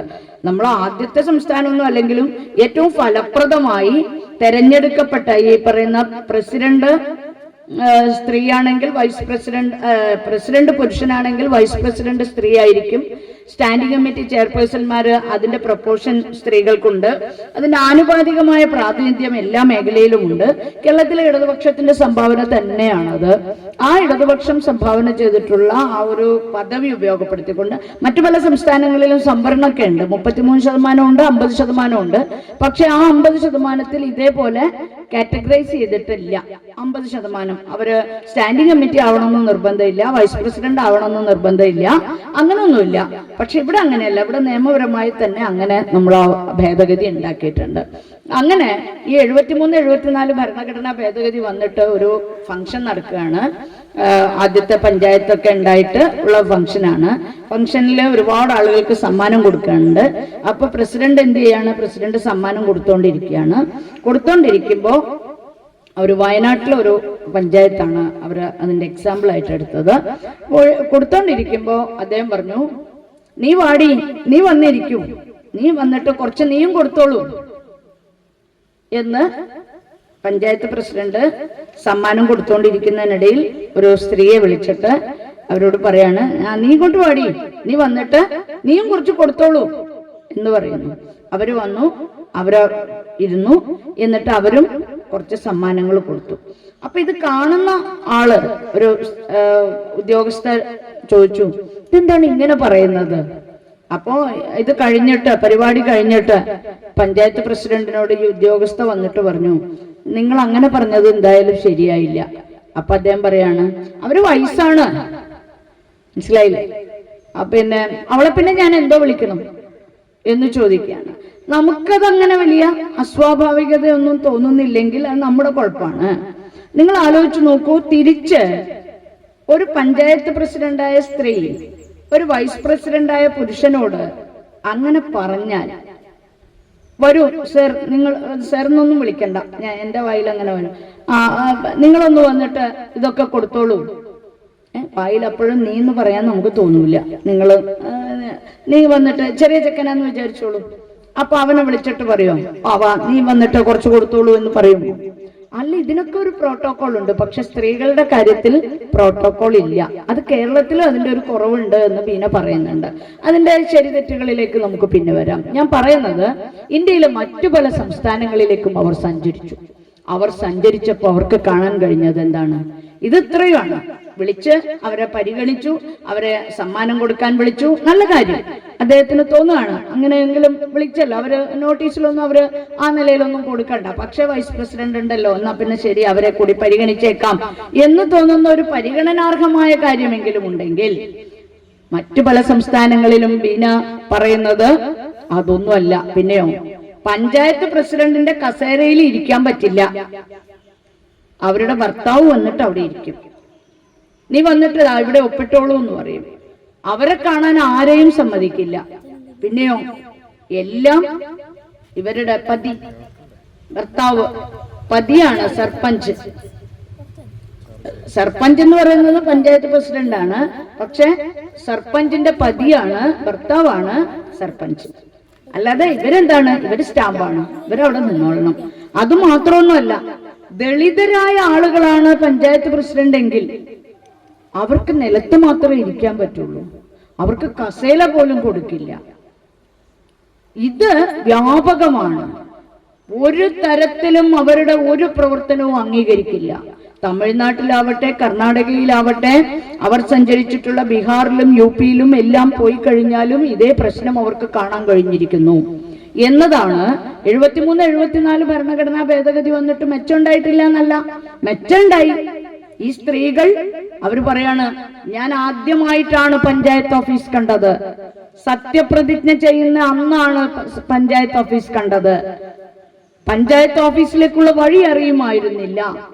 നമ്മുടെ നാട്ടിലും ഒരുപക്ഷെ ഒരു 10-20 കൊല്ലങ്ങൾക്ക് മുമ്പ് നമ്മുടെ നാട്ടിലെ സ്ത്രീകളുടെ അവസ്ഥയും ഏതാണ്ട് അങ്ങനെയൊക്കെ തന്നെയായിരുന്നു. 73-74 ഭരണഘടനാ ഭേദഗതി വന്നിട്ട് പ്രസിഡന്റുമാരും വൈസ് പ്രസിഡന്റുമാരും ഒക്കെ സ്ത്രീകളായി വരുമ്പോ നമ്മുടെ നാടും പറഞ്ഞില്ലേ, ഇനിയിപ്പോ പെണ്ണുങ്ങളെ കയ്യിലാണ്, എന്താവും, അയ്യോ പഞ്ചായത്തിന്റെ കാര്യമൊക്കെ കഷ്ടായിരിക്കും എന്ന് തീർച്ചയായും പറഞ്ഞിട്ടുണ്ട്. പഞ്ചായത്തിന്റെ കാര്യം മാത്രമല്ല, വീടിന്റെ കാര്യവും കഷ്ടായിരിക്കും. 73-74 ഭരണഘടനാ ഭേദഗതി മാത്രമല്ല, ഇന്ത്യൻ പാർലമെന്റിലും നിയമസഭകളിലും സ്ത്രീകൾക്ക് സംവരണം വേണമെന്ന് ആവശ്യപ്പെട്ട്, ഭരണഘടനാ ഭേദഗതി വേണമെന്നാവശ്യപ്പെട്ട് പാർലമെന്റിൽ ശബ്ദമുയർത്തുമ്പോൾ ഉടനെ തന്നെ തെരഞ്ഞെടുക്കപ്പെട്ട പ്രതിനിധികളെല്ലാം പറഞ്ഞത്, നിങ്ങൾക്ക് എന്തിനാണ് പാർലമെന്റ്, നമ്മുടെ കുടുംബം കുട്ടിച്ചോറായി പോവില്ലേ എന്നുള്ളതാണ് 73-74 ഭരണഘടനാ ഭേദഗതിയുടെ പ്രശ്നം വന്നപ്പോഴും പാർലമെന്റിൽ ഉണ്ടായിരുന്ന ഒരു ചോദ്യം. സ്ത്രീകൾ ഇങ്ങനെ പോയാൽ വീട് അനാഥമായി പോകുമെന്നും വീട് വലിയ തോതിൽ താളം തെറ്റിപ്പോകുമെന്നും വിചാരിക്കുന്ന ഒരു വിഭാഗം നമ്മുടെ കൂട്ടത്തിലുണ്ട്. അത് എല്ലാ സ്ഥലത്തും ഉണ്ട്. അവരെയൊന്നും കുറ്റം പറയാനല്ല ഞാനത് പറയുന്നത്, അത് അവരുടെ റോളാണ്, സ്ത്രീകളുടെ റോളാണ്. ആ റോളിൽ ഏതെങ്കിലും ഒന്ന് മാറ്റി നിർത്താൻ അവർക്ക് കഴിയില്ല. അതൊക്കെ ചെയ്യണം, ചെയ്യാതിരിക്കാൻ ഇവിടെയും പറ്റില്ല, നമുക്കും പറ്റില്ല. നമ്മളെല്ലാം അതിൽ ബോണ്ടഡ് ആണ്, അങ്ങനെയൊക്കെ ചെയ്യേണ്ടി വരും. അങ്ങനെ ചെയ്യുമ്പോൾ തന്നെ ജെൻഡർ റോളുകളെ സംബന്ധിച്ചുള്ള ചർച്ചകൾ നമുക്ക് തീർച്ചയായും ഉയർത്തിക്കൊണ്ടുവരാൻ വേണ്ടി കഴിയണം. അതിനാരാണ് നമ്മളെ സഹായിക്കുന്നത്? അതിന് നമ്മളെ സഹായിക്കുന്നത് തീർച്ചയായും ഒരുപക്ഷെ കുടുംബശ്രീ പ്രസ്ഥാനമൊക്കെ വന്നിട്ടാണ് നാം പരിചയപ്പെടുന്നത് എങ്കിൽ പോലും അതിനു മുമ്പേ തന്നെ ലോകത്ത് പൊതു അടുക്കളകളെ കുറിച്ച്, പൊതു അലക്ക് കേന്ദ്രങ്ങളെ കുറിച്ച്, ക്രഷകളെ കുറിച്ച്, തൊഴിലിടങ്ങളിൽ സ്ത്രീകളുടെ സുരക്ഷിതമായ തൊഴിലിടങ്ങൾ ഒരുക്കുന്നതിനു വേണ്ടിയുള്ള സമരങ്ങൾ ഒക്കെ നടന്നിരുന്നു. അതിനുവേണ്ടിയുള്ള ആശയ രൂപീകരണം നടന്നിരുന്നു. സോവിയറ്റ് യൂണിയനാണ് ഇന്നലെ മാർച്ച് 8 സാർവദേശീയ മഹിളാ ദിനത്തിന്റെ ഭാഗമായി നമ്മൾ പറയുമ്പോൾ സോവിയറ്റ് യൂണിയനാണ് ആദ്യമായി സ്ത്രീകൾക്ക് വോട്ടവകാശം കൊടുക്കുന്നത്. ലോകത്തുള്ള പല മുതലാളിത്ത രാജ്യങ്ങളുമുണ്ട്, പക്ഷെ അതൊന്നുമല്ല. 1917 വിപ്ലവം നടക്കുന്നു, 1921 വോട്ടവകാശത്തിന്റെ പ്രഖ്യാപനം നടക്കുന്നു, 22 അത് നിയമമായി വരുന്നു. 1922 സോവിയറ്റ് യൂണിയനിലാണ് ആദ്യമായി സ്ത്രീകൾക്ക് വോട്ടവകാശം കൊടുക്കുന്നത്. മാർച്ച് 8 സാർവദേശീയ മഹിളാ ദിനം എന്ന് പ്രഖ്യാപിക്കുന്നത്, മാർച്ച് 8 അവധി ദിനമായി പ്രഖ്യാപിക്കുന്നത്, സ്ത്രീകളുടെ തുല്യതയ്ക്ക് വേണ്ടിയുള്ള സമരങ്ങൾ ആരംഭിക്കുന്നത്. ഈ തുല്യത എന്ന് പറയുന്നത് എങ്ങനെയാണ് നാം നേടിയെടുക്കുക? സരോജിനി അടുത്തിയുടെ ഓർമ്മകൾ നാം പങ്കുവെക്കുമ്പോൾ തീർച്ചയായും നാം ചെയ്യേണ്ടുന്ന ഒരു കാര്യം, സ്ത്രീകളുടെ സാമൂഹ്യ പദവി മെച്ചപ്പെടുത്താൻ നമുക്കെന്ത് ചെയ്യാൻ കഴിയുമെന്ന് ആലോചിക്കുക തന്നെയാണ് നാം ഒന്ന് ചെയ്യേണ്ടുന്നത്. ആ സാമൂഹ്യ പദവി എങ്ങനെയാണ് മെച്ചപ്പെടുക? സാമൂഹ്യ പദവി മെച്ചപ്പെടണമെങ്കിൽ നമുക്ക് തോന്നണ്ടേ നമ്മളിപ്പോൾ അല്പം ചൂഷണമൊക്കെ അനുഭവിക്കുന്നുണ്ട് എന്ന് തോന്നുന്നുണ്ടോ? സ്ത്രീകൾക്കിപ്പോ സ്വാതന്ത്ര്യം കൂടിപ്പോയതിന്റെ തകരാറാണ് എന്നല്ലേ പറഞ്ഞുകൊണ്ടിരിക്കുന്നത്? ആണല്ലോ. അതെന്തുകൊണ്ടാണ്?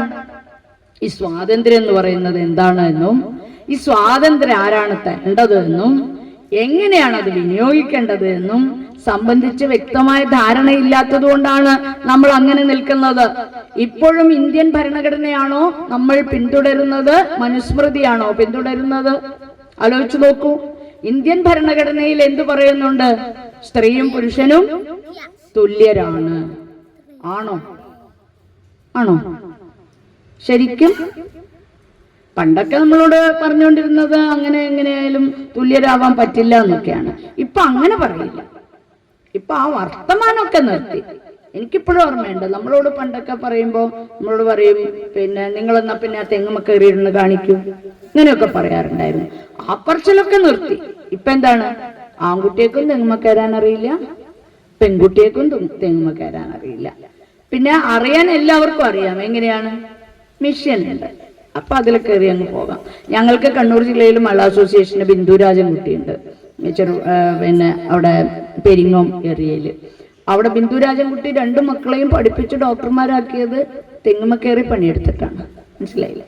ഞങ്ങളുടെ മള്ള അസോസിയേഷന്റെ വില്ലേജ് സെക്രട്ടറിയാണ്. ഞാൻ ആ സമ്മേളനത്തിന് പോയപ്പോഴാണ് അവളെ പരിചയപ്പെടുന്നത്. അപ്പൊ ഞാൻ പറഞ്ഞു, ഓ ബിന്ദു, നിന്നെപ്പറ്റി എനിക്ക് അറിയാമായിരുന്നെങ്കിൽ.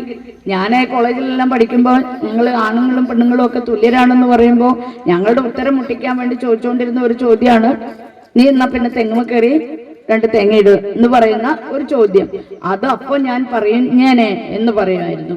ഞാൻ പറഞ്ഞു വരുന്നത്, നമ്മുടെ നാട്ടിൽ സ്ത്രീകളുടെയും പുരുഷന്മാരുടെയും തുല്യത എന്ന് പറയുന്നത് എന്താണ്? എന്നോട് എൻ്റെ കുട്ടികൾ ചോദിക്കും, അമ്മ വലിയ വർത്താനമൊക്കെ പറയുന്നുണ്ടല്ലോ, പിന്നെന്തിനാണ് നിങ്ങൾ സംവരണത്തിന് വേണ്ടി ഇങ്ങനെ പറഞ്ഞുകൊണ്ടിരിക്കുന്നത്? നിങ്ങളല്ലേ പറയുന്നത് നിങ്ങൾക്ക് വലിയ തുല്യതയുണ്ട്, പിന്നെ നിങ്ങൾക്ക് എന്തിനാണ് സംവരണം? നിങ്ങൾ ആണുങ്ങളെ പോലെ തന്നെ പിന്നെ എല്ലാം സമരം ചെയ്ത് എല്ലാം വാങ്ങിച്ചോറും. നിങ്ങൾക്ക് പിന്നെ സംവരണം വേണം എന്ന് പറഞ്ഞിട്ട് ബസ്സിൽ സീറ്റ് വേണം നിങ്ങൾക്ക് വേറെ, ഇങ്ങനെയൊക്കെ പറയുന്നത് എന്തിന്റെ കാര്യമാണ് എന്ന് പറഞ്ഞ് നമ്മൾ അടികൂടും. യഥാർത്ഥത്തിൽ എന്തുകൊണ്ടാണ് സംവരണം വേണമെന്ന് പറയുന്നത്? സംവരണം എല്ലാ കാലത്തേക്കും ഉള്ള കാര്യമൊന്നുമല്ല. സംവരണം ഒരു കമ്മ്യൂണിസ്റ്റ് വിരുദ്ധ കാഴ്ചപ്പാടും കൂടിയാണ്. എങ്ങനെ വരുമ്പോ കമ്മ്യൂണിസ്റ്റുകാർ പറയുന്നത് എല്ലാവരും തുല്യരാണ്, എല്ലാവർക്കും. പക്ഷേ നമ്മൾ എന്തുകൊണ്ടാണ് പിന്നെ സംവരണത്തിന് വേണ്ടി നിലകൊള്ളുന്നത്? സംവരണം അവസര സമത്വം ഉണ്ടാക്കണം. എങ്ങനെയാ അവസര സമത്വം ഉണ്ടാക്കുക? നമ്മുടെ കുട്ടികൾക്ക് നമ്മളൊരു റോള് നിശ്ചയിച്ചിട്ടുണ്ട്. പെൺകുട്ടികൾ എന്തൊക്കെ ചെയ്യണം? പെൺകുട്ടികളെ നിങ്ങൾ അടിച്ചു വരാൻ പറയും, ആൺകുട്ടികളെ പീഡിയയിലയക്കും. ഇത് നേരത്തെ വളരെ നേരത്തെ ഉണ്ടായിരുന്ന ഒരു രീതിയാണ്. ഇപ്പോഴും അങ്ങനെ ഉണ്ടോ? എന്നാലും മോളെ, നീ വയസ്സെല്ലായില്ലേ, ഇനിയിപ്പോ ലേശം ചോറ് വെച്ച് പഠിക്കണ്ടേ, കറി വെച്ച് പഠിക്കണ്ടേ, നല്ല കറി വെക്കണ്ടേ, അലക്കി മടക്കി വെക്കാൻ പഠിക്കണ്ടേ, കുട്ടികളെ റോളുകൾ എന്തൊക്കെയാണ് എന്നൊക്കെ പറയുമ്പോ നിഖില വിമലിന് അടുക്കളപ്പണി അറിയില്ല എന്ന് പറഞ്ഞിട്ട് വലിയ ആക്ഷേപം വരിക. ഇപ്പോഴും കേരളത്തിൽ നമ്മൾ മാറിയിട്ടില്ല ചില കാര്യങ്ങളിൽ. നിഖില വിമല് നിങ്ങൾക്കറിയാലോ, പ്രശസ്തയായ നടിയാണിപ്പോ. അവർക്ക് ഭക്ഷണം ഉണ്ടാക്കാൻ അറിയില്ല, അവർക്ക് നല്ല ടേസ്റ്റുള്ള ഫുഡ് ഉണ്ടാക്കാൻ അറിയില്ല, അത് വലിയ കുഴപ്പമാണ്. കുഞ്ചക്ക ബോബൻ അറിയാമോ? കറി ഉണ്ടാക്കാൻ അറിയുമോ? ഷൈല ടീച്ചറെ നേരത്തെ ഇന്റർവ്യൂ ചെയ്യുന്ന കൂട്ടത്തിൽ മാതൃഭൂമിക്കാരൻ ഒരു ഇന്റർവ്യൂ നടത്തിയിട്ട് പറഞ്ഞു, ടീച്ചർക്ക് അടുക്കള ജോലികളോട്, ഭക്ഷണം പാകം ചെയ്യുന്നതിനോട് താല്പര്യമുണ്ടോ? ടീച്ചർ പറഞ്ഞു, അതൊരു വിഷയമല്ലല്ലോ. എന്തുകൊണ്ടാണ് ടീച്ചറോട് മാത്രം അങ്ങനെ ചോദിക്കുന്നത്? പിണറായിയെ ഇന്റർവ്യൂ ചെയ്യുമ്പോൾ അങ്ങനെ ചോദിക്കോ? പോട്ടെ, ഗോവിന്ദ മാഷ ഇന്റർവ്യൂ ചെയ്യുമ്പോൾ അങ്ങനെ ചോദിക്കോ? പോട്ടെ, അത്രയൊന്നും വേണ്ട, ഷംസീറിനെ ഇന്റർവ്യൂ ചെയ്യുമ്പോൾ അങ്ങനെ ചോദിക്കോ? ചോദിക്കില്ല. ആണുങ്ങളെ ഇന്റർവ്യൂ ചെയ്യുമ്പോൾ നിങ്ങൾക്ക് അടുക്കളപ്പണി അറിയാമെന്ന് ചോദിക്കോ? അവരെന്താ ഭക്ഷണം കഴിക്കുന്നില്ലേ? അവർക്ക് ഭക്ഷണം വേണ്ടേ? അപ്പൊ എന്തുകൊണ്ടാണ് അത് ചോദിക്കാത്തത്? ഒരു റോള് തീരുമാനിച്ചിട്ടുണ്ട്, നിങ്ങൾക്ക് ഇന്നതൊക്കെയാണ് എന്ന് പറയുന്ന ഈ റോളെല്ലാം മാറേണ്ട കാലമായി കഴിഞ്ഞിരിക്കുന്നു. ഇനി അങ്ങനെ വെച്ചിരുന്നിട്ട് കാര്യമില്ല. അതുകൊണ്ടാണ് കേരളത്തിലെ ഇടതുപക്ഷ ജനാധിപത്യ മുന്നണി പറഞ്ഞത്, ഇനി മുതൽ ഭർത്താവ് ഭാര്യ എന്ന് പറയരുത്. നമുക്ക് അംഗീകരിക്കാൻ കുറച്ച് പാടുണ്ടാവും. ഭർത്താവെന്നും ഭാര്യ എന്നും പറഞ്ഞ് ശീലിച്ചിട്ട് ഇനി ഭർത്താവും ഭാര്യ ഇല്ല പോലും എന്ന് പറഞ്ഞിട്ടാണ് BJP-ക്കാർ നമ്മളോട് സമരം ചെയ്യാൻ വരിക. അവർക്ക് അത്ര മാത്രമേ അവർക്ക് അതിനെപ്പറ്റി ധാരണയില്ല. എന്തുകൊണ്ടാണ് അങ്ങനെ പറയരുത്? ഭർത്താവ് എന്ന് പറഞ്ഞാൽ ഭരിക്കുന്ന ആളാണ്, ഭാര്യ എന്ന് പറഞ്ഞാൽ ഭരിക്കപ്പെടുന്ന ആളാണ്. ഇനിയിപ്പോ എന്തില്ല? ഭർത്താവും ഇല്ല, ഭാര്യ ഇല്ല, ജീവിത പങ്കാളികളാണ്. നിങ്ങൾ അപേക്ഷാ ഫോറമൊക്കെ ജെൻഡർ ന്യൂട്രൽ ആവണം. അപേക്ഷാ ഫോറം ജെൻഡർ ന്യൂട്രൽ ആവണം എന്ന് പറഞ്ഞാൽ അതിന്റെ അർത്ഥം എന്താണ്? അപേക്ഷകന്റെ പേര്, പണ്ടൊക്കെ അങ്ങനെ മാത്രമേ ഉണ്ടാവുള്ളൂ. അർബൻ ബാങ്കിലാണ് ജോലി, അവിടെയുള്ള അപേക്ഷയിൽ നോക്കിക്കോളൂ. ആദ്യമൊക്കെ ഉണ്ടായിരുന്നത് എന്താണ്? എൻ്റെ ബാങ്കിൽ അങ്ങനെയായിരുന്നു. ഞാനിപ്പോ പുതിയ ഫോറെല്ലാം അടിക്കാൻ തുടങ്ങിയപ്പോ നമ്മൾ നിർബന്ധമായും അപേക്ഷക എൻ്റെ എന്ന് പറഞ്ഞ് രണ്ടിടാൻ തുടങ്ങി. ഇപ്പൊ എല്ലാ സ്ഥലത്തും അങ്ങനെ വരാൻ തുടങ്ങി. അച്ഛന്റെ അല്ലെങ്കിൽ ഭർത്താവിന്റെ പേര് അങ്ങനെ ചോദിക്കുള്ളൂ. എന്റെ അമ്മേന്റെ പേര് ചോദിച്ചൂടെ? അമ്മേന്റെ കാര്യത്തിലും കൂടി ഒരു പരിഗണന വേണ്ടേ? ഇതൊക്കെ ഒരു ജെൻഡർ ആസ്പെക്റ്റും കൂടിയാണ്. ഈ കാഴ്ചപ്പാട് നമ്മുടെ സമൂഹത്തിൽ ആകെ ഉണ്ടാവേണ്ടതുണ്ട് എന്ന് നാം ഇങ്ങനെ മഹിളാ അസോസിയേഷന്റെ ഭാഗമായി നിൽക്കുമ്പോൾ നമുക്ക് ഓരോരുത്തർക്കും തോന്നണം. ആ തോന്നലാണ് നമുക്കില്ലാതെ പോകുന്നത്. നാം കാലിലെ ചങ്ങലകളെ സ്നേഹിക്കാൻ തുടങ്ങുന്നു. നമുക്ക് ഈ ചങ്ങല വളരെ ഇഷ്ടമുള്ള ചങ്ങലയാവുന്നു അല്ലെ? എനിക്ക് പണ്ടൊക്കെ നമ്മുടെ വീട്ടിൽ കഥ പറയുമ്പോ അമ്മ പറയും, കിട്ടണ്ടെങ്കിൽ കിട്ടിയിട്ടുണ്ടെങ്കിൽ എനക്കൊന്ന് പോയി കിടന്നുറങ്ങേണെന്ന് പറഞ്ഞു. എന്താ സംഭവം നിങ്ങക്ക് മനസ്സിലാവുക എനിക്കറിയില്ല. അതായത് ഒരു ദിവസം എല്ലാ ദിവസവും ഭർത്താവ് മദ്യപിച്ചു വന്നിട്ട് 2 പൊട്ടിച്ചു കൊടുക്കും. അപ്പൊ ഇതിങ്ങനെ കൊടുത്ത് ഇവൾക്ക് ഇതൊരു ശീലായി. അപ്പൊ ഒരു ഇയാൾ അടിക്കുന്നില്ല. അടിക്കാതെ വന്നപ്പോൾ ഇവള് പറയാണ്, കിട്ടണ്ടെങ്കിൽ കിട്ടിയിട്ടുണ്ട്, എനിക്ക് പോയി കിടന്നുറങ്ങിയിരുന്നു. നോക്കൂ, ഇതാണ് കാലിലെ ചങ്ങല. ഈ ചങ്ങലയെ തിരിച്ചറിയാൻ പറ്റാത്ത വിധം നമ്മൾ അടിമത്തത്തെ കുറിച്ചുള്ള ബോധമാണ് പ്രശ്നം. നാം എന്താണ്, നാം ഏത് നിലപാടിലാണ്, നമുക്ക് ഏത് അന്തരീക്ഷത്തിലാണ്, ഏത് സാമൂഹ്യ അവസ്ഥയിലാണ്, ഏത് വ്യവസ്ഥിതിയിലാണ് നാം ജീവിക്കുന്നത്? ഈ വ്യവസ്ഥിതിക്ക് എന്താണ് തകരാറ്? ഈ അടിമത്തം തിരിച്ചറിയുമ്പോഴല്ലേ അടിമത്തത്തിനെതിരായുള്ള പോരാട്ടങ്ങൾ ആരംഭിക്കുള്ളൂ. ലോകത്ത് സ്പാർട്ടക്കസുമാർ അധികം ഉണ്ടായിട്ടില്ല, അടിമകൾ ഒരുപാട് ഉണ്ടായിട്ടുണ്ട്. പക്ഷെ സ്പാർട്ടക്കസിന്റെ പ്രത്യേകത എന്താണ്? സ്പാർട്ടക്കസ് ആണ് ഈ അടിമത്തം അപമാനകരമാണ് എന്ന് തിരിച്ചറിയുകയും ഈ അടിമത്തത്തിനെതിരായുള്ള പോരാട്ടങ്ങൾ ആരംഭിക്കുകയും ചെയ്യുന്നത്. അതുപോലെ കേരളത്തിലെ സ്ത്രീകളെ, ഒരുപക്ഷെ ഇന്ത്യയിലെ സ്ത്രീകൾക്കാകെ മാതൃകയായി നമ്മൾ ഇപ്പോഴും മുന്നോട്ട് വെക്കുന്ന സ്ത്രീകളുടെ പേരുകളിൽ ഏറ്റവും പ്രധാനമായി നിൽക്കുന്നത് അല്ലേ, നമുക്ക് ഓരോ പേരുകളും എടുത്ത് വായിച്ചു നോക്കുമ്പോൾ ഇന്ത്യൻ ഭരണഘടന ഉണ്ടാക്കാൻ 15 സ്ത്രീകൾ ഉണ്ടായിരുന്നുവെന്നും അക്കൂട്ടത്തിൽ 3 സ്ത്രീകൾ കേരളത്തിലുള്ളവരായിരുന്നുവെന്നും അത് ആനി മസ്ക്രീനെ പോലുള്ളവർ, ദാക്ഷായണി വേലായുധനെ പോലുള്ളവർ ഒക്കെ ഉണ്ടായിരുന്നു എന്നെല്ലാം വെറുതെ പറഞ്ഞ് നമ്മൾ പോവുകയല്ല.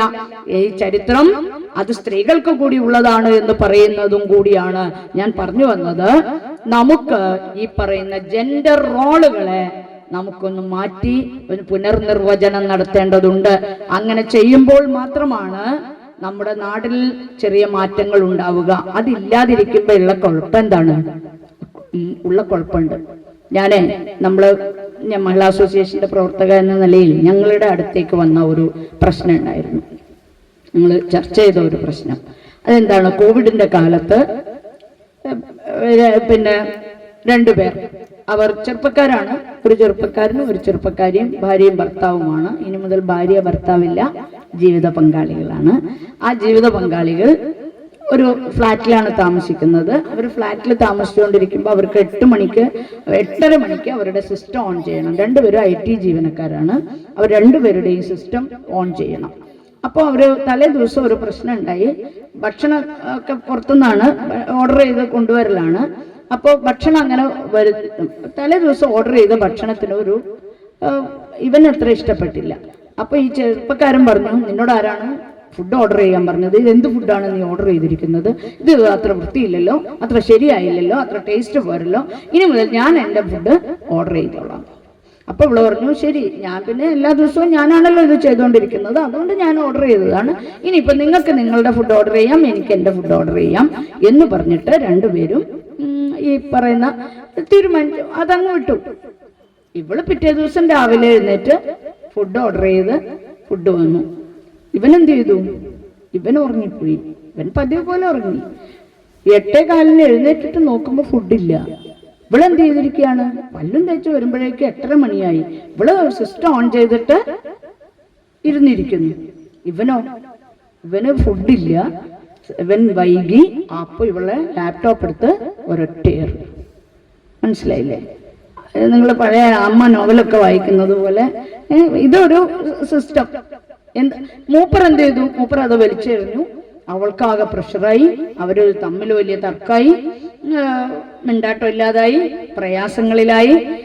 ഈ പെൺകുട്ടിയുടെ അമ്മയാണ് ഞങ്ങളുടെ അടുത്തേക്ക് വരുന്നത്.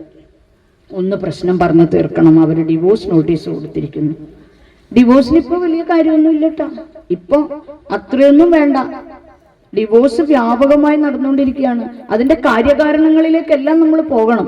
നമ്മുടെ സമൂഹത്തിൽ എന്താണ് സംഭവിക്കുന്നത് എന്നുള്ളതിന്റെ ഒരു ചിത്രവും കൂടി നമുക്ക് കിട്ടണം. എല്ലാ കാലവും ഒരു എപ്പോഴും കോംപ്രമൈസ് ചെയ്ത് അഡ്ജസ്റ്റ് ചെയ്ത് ജീവിച്ചു പോകുക എന്നൊന്നും അല്ല. പക്ഷേ അത് വന്ന് അപകടകരമായ വിധത്തിലുള്ള പ്രവണതകളൊക്കെ സമൂഹത്തിൽ വന്നുകൊണ്ടിരിക്കുന്നുണ്ട്. ഞാൻ ഇത് പറഞ്ഞത്. എന്നിട്ട് ഈ പെൺകുട്ടി വന്നിട്ട് നമ്മളോട് പറഞ്ഞു, പിന്നെ ഇതൊന്ന് ഈ സ്ത്രീ വന്നിട്ട് പറഞ്ഞു, നിങ്ങളൊന്ന് ഇടപെടണം, ഒന്ന് പരിഹരിക്കണം, ഒന്ന് സംസാരിക്കണം എന്ന് പറഞ്ഞു. സംസാരിക്കാൻ വിളിച്ചു. രണ്ടുപേരെയും വിളിച്ചു.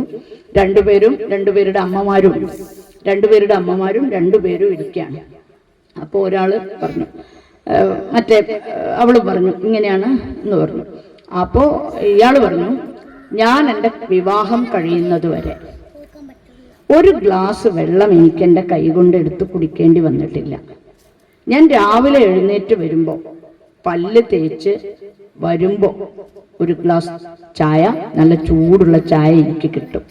എൻ്റെ ഫുഡ്, എൻ്റെ വസ്ത്രം, എൻ്റെ എല്ലാം ഇസ്തിരിയിട്ട് എൻ്റെ വാർഡ്രോബിൽ ഇങ്ങനെ തൂങ്ങിയിട്ടുണ്ടാവും.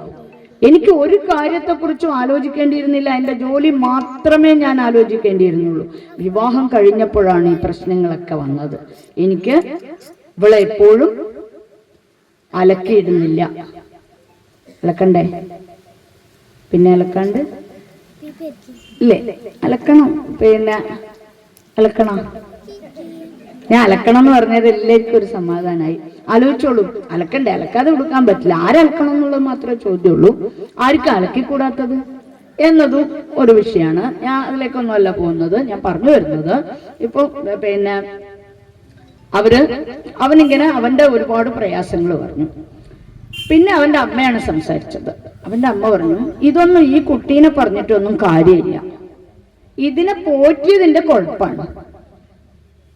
ഈ അമ്മച്ചിനെയാണ് പറയേണ്ടത്. മനസ്സിലായോ? നിങ്ങളോട് ഞാനിത് പറയുന്നത്, നമ്മളിപ്പോ ഒരു വലിയ സദസ്സും ഒരു വലിയ ഇതായിട്ട് അല്ല. സരോജിനി അടുത്തയുടെ ഓർമ്മകൾ എന്നുള്ള നിലയിൽ സ്ത്രീകളുടെ പ്രശ്നങ്ങളാണല്ലോ ചർച്ച ചെയ്യേണ്ടത്. അതുകൊണ്ടാണ് ഞാനിത് പറയുന്നത്. അപ്പൊ പറഞ്ഞു, ഈ അമ്മ ഇവളുടെ പോറ്റുദോഷം കൊണ്ടാണ് ഈ കുട്ടി ഇങ്ങനെയൊക്കെ. വേറൊരുത്തന്റെ വീട്ടിൽ പോയി താമസിക്കേണ്ടതാണെന്നുള്ള ബോധ്യത്തിൽ പഠിപ്പിക്കണമായിരുന്നു. മനസ്സിലായോ? അപ്പോ ഈ പെൺകുട്ടിയുടെ അമ്മ ഒരു കുറ്റവാളിയെ പോലെ ഇങ്ങനെ നിൽക്കുകയാണ്. കാരണം എന്താണ്? ഒക്കെ ശരിയാണല്ലോ. മോള കാര്യത്തിൽ മോള ഒരു ഇങ്ങനെയൊന്നും ചെയ്യാൻ അവളെ വിട്ടില്ല, അവളോട് പറഞ്ഞില്ല, അവളെ ചെയ്യാൻ അനുവദിച്ചില്ല എന്നൊക്കെയുള്ള കുറ്റബോധത്തിൽ ഇങ്ങനെ അമ്മ നിൽക്കുകയാണ്.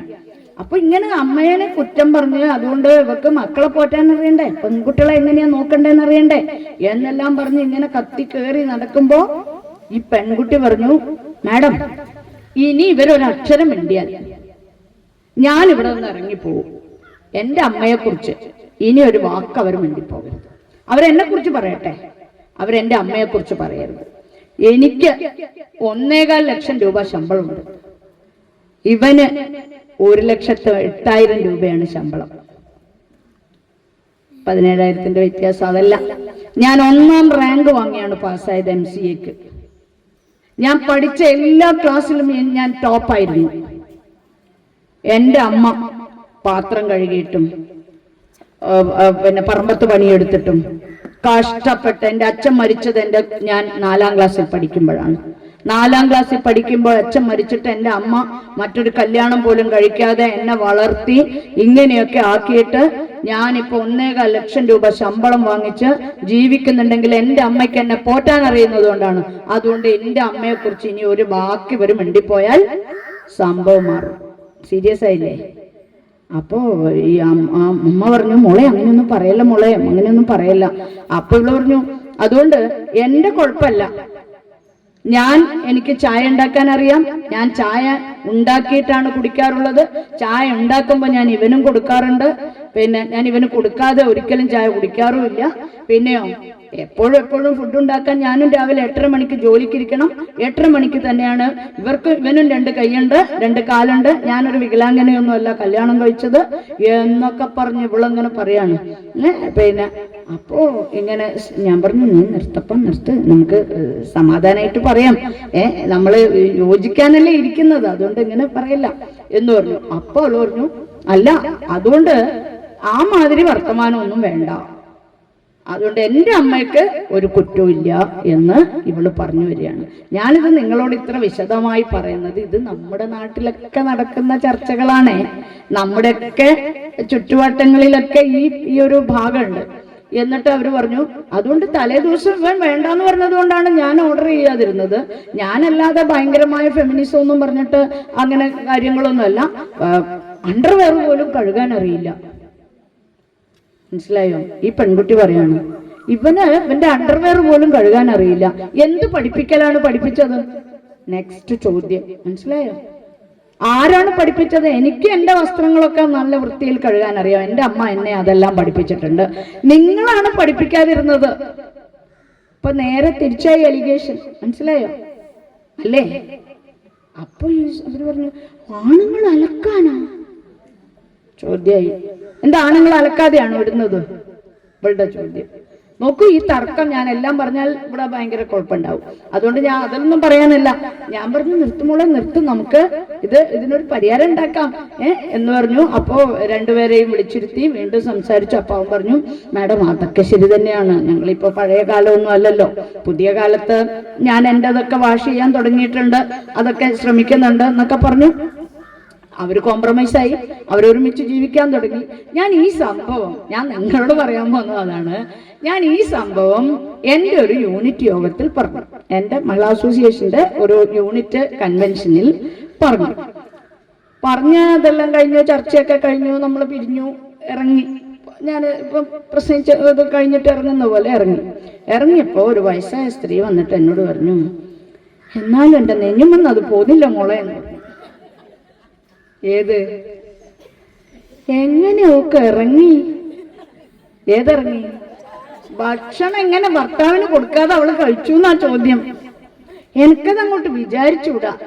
എനിക്കതങ്ങനെ എൻ്റെ നെഞ്ഞത്തുനിന്ന് പിന്നെ കെട്ടി വെച്ച പോലെയുണ്ട്, ഒരു ഭാരം. മനസ്സിലായോ? അവിടെയാണ് കേരളത്തിലെയും സ്ത്രീകളുടെ ഒരു മാനസികാവസ്ഥ നാം മനസ്സിലാക്കേണ്ടത്. ഞാൻ അത് പറയാനാണ്. നമ്മൾ നെഞ്ഞത്തിപ്പോ ഏതാ നിൽക്കുക? കൊടുക്കാതെ കഴിച്ചില്ലേ എന്ന ചോദ്യമാണ് ആദ്യം അവസാനവും വന്നത്. ഓള് എന്ത് പറഞ്ഞാലും മോളെ എന്ന് പറഞ്ഞ അവിടെ വെക്കുന്നത് ഇതൊരു മാനസികാവസ്ഥയാണ്. അത് അവരെ ഒരു കുറ്റം പറയേണ്ട കാര്യമൊന്നുമില്ല. എന്താണ് കാര്യം? അങ്ങനെയാണ് ശീലിച്ചത്, അങ്ങനെയാണ് വളർന്നു വന്നത്.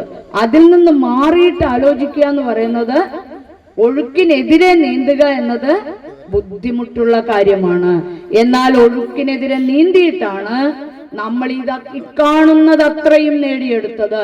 അത് ഇതുമാത്രമല്ല, കേരളത്തിലെ സ്ത്രീകളുടെ ജീവിതാവസ്ഥ മാത്രമല്ല, കേരളത്തിലെ മനുഷ്യരുടെ ജീവിതാവസ്ഥ പരിശോധിച്ചാലും കുഴപ്പമൊന്നുമില്ല. ഇത്രയെല്ലാം കേൾക്കൂലേ? കറണ്ട് പോയതാന്ന് തോന്നുന്നു. അതെന്താന്ന് പറഞ്ഞാൽ പെണ്ണുങ്ങളെ സ്ത്രീകളുടെ മാനസികാവസ്ഥ ഇങ്ങനെ ഫോം ചെയ്യിക്കുന്നത് നമ്മളൊരു ടിപ്പിക്കലായ രീതിയുണ്ട്. ഇതിനപ്പുറത്തേക്ക് മാറാൻ നമുക്ക് വലിയ ബുദ്ധിമുട്ടുണ്ട്.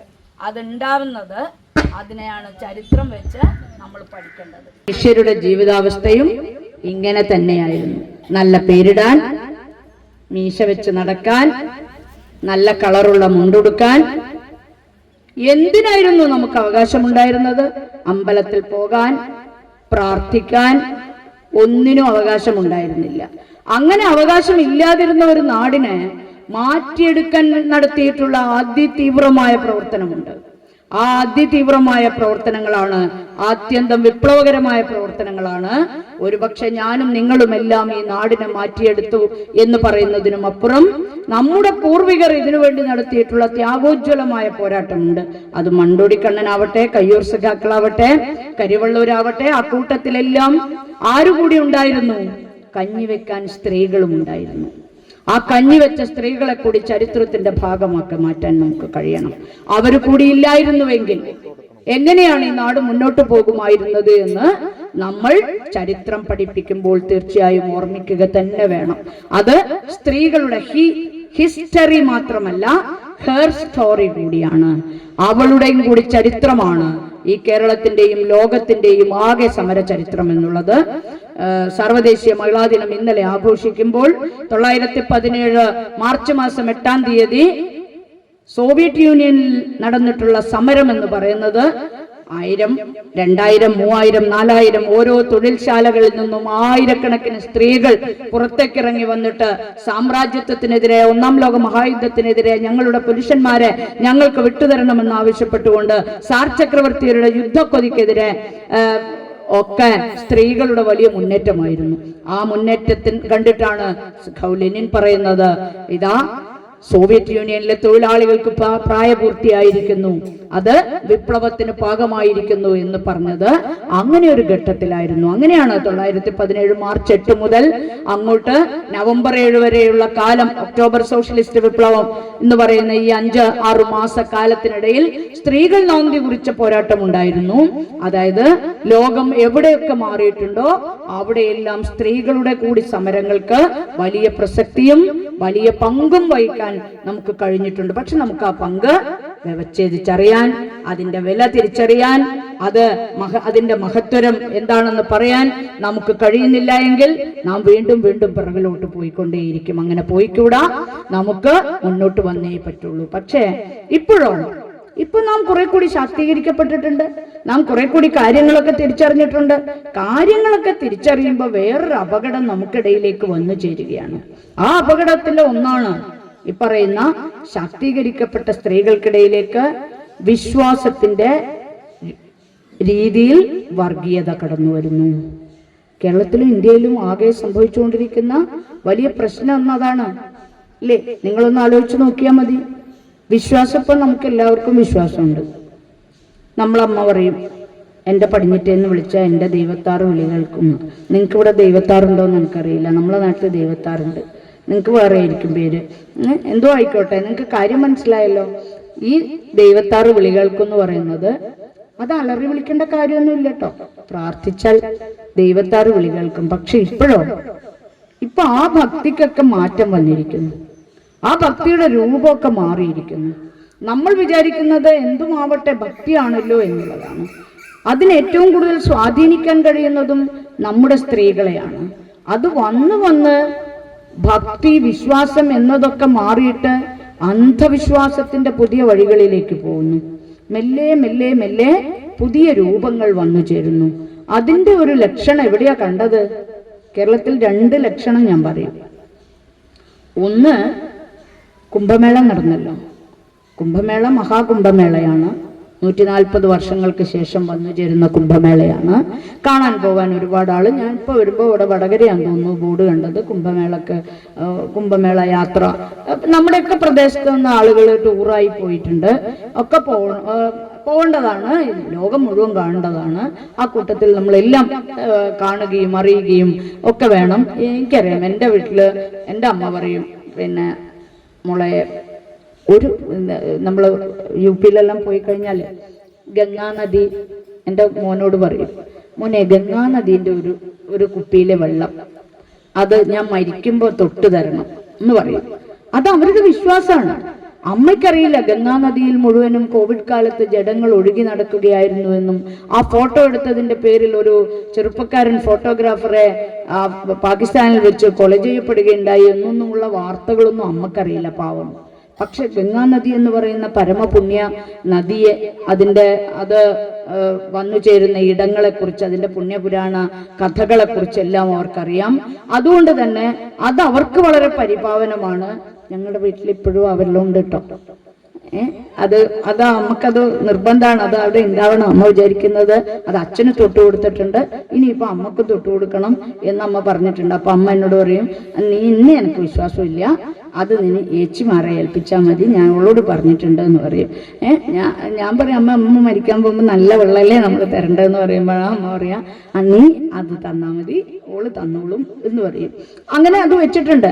ഞാൻ പറയുന്നത് അത്രയും ഇന്ത്യയിലെ ഹിന്ദുക്കളുടെ വീടുകളിലെല്ലാം ഇത് അത്രയും സ്ഥാനമുള്ളതാണ്. അതുകൊണ്ട് കുംഭമേളയിൽ പോയി നമ്മളിത് ഗംഗാജലത്തിൽ കുളിക്കണം എന്നൊക്കെ ആഗ്രഹിക്കുന്നത് സ്വാഭാവികമായ കാര്യം മാത്രമാണ്. അതിനോടൊന്നും മഹിളാ അസോസിയേഷന് യാതൊരു എതിർപ്പുമില്ല. അത് വിശ്വാസത്തിന്റെ ഭാഗമായി എത്രയോ വർഷങ്ങളായി ഭാരതീയർ ചെയ്തുകൊണ്ടിരിക്കുന്ന കാര്യമാണ്. അതിനോടല്ല. എന്താ നമ്മുടെ നാട്ടിൽ ഇപ്പൊ സംഭവിക്കുന്നത്? കുംഭമേളക്ക് പോയി, നിങ്ങൾക്ക് കണ്ടിട്ടുണ്ടോന്ന് എനിക്കറിയില്ല. ഒരു ഭാര്യ പോയി, അവള് പോയിട്ട് അവിടുന്ന് കുളിക്കുമല്ലോ, മുങ്ങി നീരുമ്പോഴാണ് ഓർമ്മ വന്നത് എൻ്റെ ഭർത്താവിനെ കൂട്ടാതെയാണ് പോയത്. ഇത് ഭാര്യയും ഭർത്താവും തന്നെയാണ്, ജീവിത പങ്കാളിയൊന്നുമല്ല, ഭാര്യയും ഭർത്താവും തന്നെയാണ്. പിന്നെ പോയി, അതുകൊണ്ട് മൂപ്പറൊന്ന് കാണിക്കണ്ടേ? മൂപ്പറെ കാണിക്കാൻ വേണ്ടി അവള് മുങ്ങുന്നെടുക്കുന്ന ഓർമ്മ വന്നിട്ട് പോയി ബാഗിൽ നിന്ന് ഫോൺ എടുത്തു കൊണ്ടുവന്നു. എന്നിട്ട് വീഡിയോ കോൾ ചെയ്തു. കണ്ടോ നിങ്ങൾ? അതൊക്കെ വൈറലായ ഫോട്ടോസാണ്. ആ വീഡിയോ കാണിച്ചു, ഭർത്താവിനെ കാണിച്ചു, ഭർത്താവിനെ ഓൺലൈൻ വീഡിയോ കോൾ ചെയ്തു. വീഡിയോ കോൾ ചെയ്തിട്ട് കാണിച്ചു കൊടുത്തു. അപ്പോൾ ഹായ് എല്ലാം പറഞ്ഞു. പിന്നെ ഇതാ ഇങ്ങനെയാണ് ആളുകൾ കുളിക്കുന്നതൊക്കെ കാണുന്നുണ്ട്. പിന്നെ അപ്പോൾ അവള് പറഞ്ഞു, എനിക്ക് വല്ലാത്ത സങ്കടമാവുന്നു. എന്ത്? നിങ്ങളില്ലല്ലോ, നിങ്ങളെ കൂട്ടാൻ പറ്റിയില്ലല്ലോ, നിങ്ങൾക്ക് ഇതിന്റെ പുണ്യം കുറഞ്ഞു പോവില്ലേ? എന്തായാലും ഞാൻ ഇപ്പൊ എന്താ ആലോചിച്ചു. എന്നിട്ട് എന്ത് ചെയ്തു? ഫോൺ എടുത്തിട്ട് ഒരു മുക്കല്. മൂപ്പറുണ്ടല്ലോ ഫോണില്, മൂപ്പർ ഫോണിലുള്ളത് കൊണ്ട് ഇത് അപ്പടെ ഫോൺ എടുത്തൊരു വെള്ളത്തിലൊരു മുക്കല് മുക്കി. നോക്കൂ, നിങ്ങൾ ചിരിക്കുന്ന പോലെയല്ല. നിങ്ങൾ ചിരിക്കുന്നത് നിങ്ങൾക്ക് ഭർത്താക്കന്മാരോട് സ്നേഹമില്ലാത്തതുകൊണ്ടാണെന്ന് ഇനി പറയും. ഇനിയത്തെ ഒരു കാലത്ത് അങ്ങനെ പറയും. ചാണകം തിന്നണം എന്ന് പറയുന്ന നാടാണ് ഇപ്പൊ നമ്മളെ നാട്. ഗോമൂത്രം കുടിക്കണം എന്ന് പറയുന്ന നാടാണ് നമ്മുടെ നാട്. ഇതൊക്കെ വലിയ പുണ്യമായ കാര്യമാണ് എന്ന് പറയുന്ന നിലയിലേക്കാണ് നമ്മുടെ നാട് പോകുന്നത്. അപ്പൊ ഒരു 35,000 ഉറുപ്പ്യ പോയാൽ എന്താ? ഭർത്താവിന് പുണ്യം കിട്ടിയില്ലേ എന്ന് വിചാരിക്കുന്ന മട്ടിലേക്ക് നമ്മുടെ നാട്ടിലെ വിശ്വാസം അങ്ങേയറ്റ അന്ധവിശ്വാസത്തിന്റെ വഴിയിലേക്ക് പോകുന്നു. അതിന്റെ അപകടകരമായ മുഖം എവിടെയാ കണ്ടത്? ഗോപസ്വാമീനെ നോക്കിയാൽ മതി. ഗോപസ്വാമീനെ കണ്ടില്ലേ? ഗോപസ്വാമി സമാധിയായി പോയി. രാവിലെ ഷുഗറിന്റെ ഗുളികയാ കുടിച്ചത്. നമുക്ക് സമാധിയോടൊന്നും യാതൊരു എതിർപ്പില്ല കേട്ടോ. സമാധിയായ എത്രയോ അതൊക്കെ ഉണ്ടാവുമായിരിക്കും, അതിന് പ്രാർത്ഥനയും അതിനൊക്കെ ഭാഗമായിട്ട്. അതിനൊന്നുമല്ല ഞാൻ ചോദ്യം ചെയ്യുന്നത്, മറ്റേതെങ്കിലും അർത്ഥത്തിൽ വിശ്വാസത്തിലുമല്ല ഞാൻ ചോദ്യം ചെയ്യുന്നത്. പക്ഷെ ഗോപസ്വാമി സമാധിയാവുമ്പോ ഗ്രീഷ്മ കഷായം പോലെ പറഞ്ഞോ? ഗ്രീഷ്മ കഷായവും ഗോപസ്വാമിന്റെ സമാധിയും രണ്ടും ഒരുപോലെ പറയണം. മറ്റേത് വളരെ പ്ലാൻഡ് ആയിട്ട് ദിവസങ്ങൾ എടുത്തിട്ട് ചെയ്തതാണ്. അത് ഓക്കെ, അതുകൊണ്ട് കുറച്ച് നല്ലോണം പറഞ്ഞു. പക്ഷെ ഗോപസ്വാമിന്റെ സമാധിയും എന്താണ്? നിങ്ങളൊന്ന് ആലോചിച്ച് നോക്കൂ. രാവിലെ ഷുഗറിന്റെ ഗുളിക കുടിച്ച ഒരു മനുഷ്യനാണ്. അദ്ദേഹം എന്തിനാണ് പിന്നെ ഗുളിക കുടിച്ചതെന്നുള്ള ചോദ്യം ചോദിക്കാൻ പാടില്ല. അത് നമ്മളമ്മ പറയും ദൈവദോഷാവും. അതുകൊണ്ട് അങ്ങനെ ചോദിക്കണ്ട. പക്ഷെ ഇങ്ങനെ ഇരുന്നിട്ട് ഒരു മൂടിയെടുത്ത് അടച്ചാൽ നമ്മളെ കൊല എങ്ങനെയാ പഴുക്കുന്നേ? അതുപോലെയല്ലേ? നിങ്ങളൊന്ന് ആലോചിച്ചു നോക്കൂ. ശരിക്കും അങ്ങനെ ഉച്ചക്ക് കണ്ട മനുഷ്യന് വൈകുന്നേരം സമാധിയായി എന്ന് പറഞ്ഞ് പോസ്റ്റർ വന്നാൽ സ്വാഭാവികമായും നാട്ടുകാരൊക്കെ കൂടി ചേർന്നിട്ട് അത് അന്വേഷിക്കണം എന്ന് പറയും, അത് പോസ്റ്റ്മോർട്ടം ചെയ്യണം എന്ന് പറയും.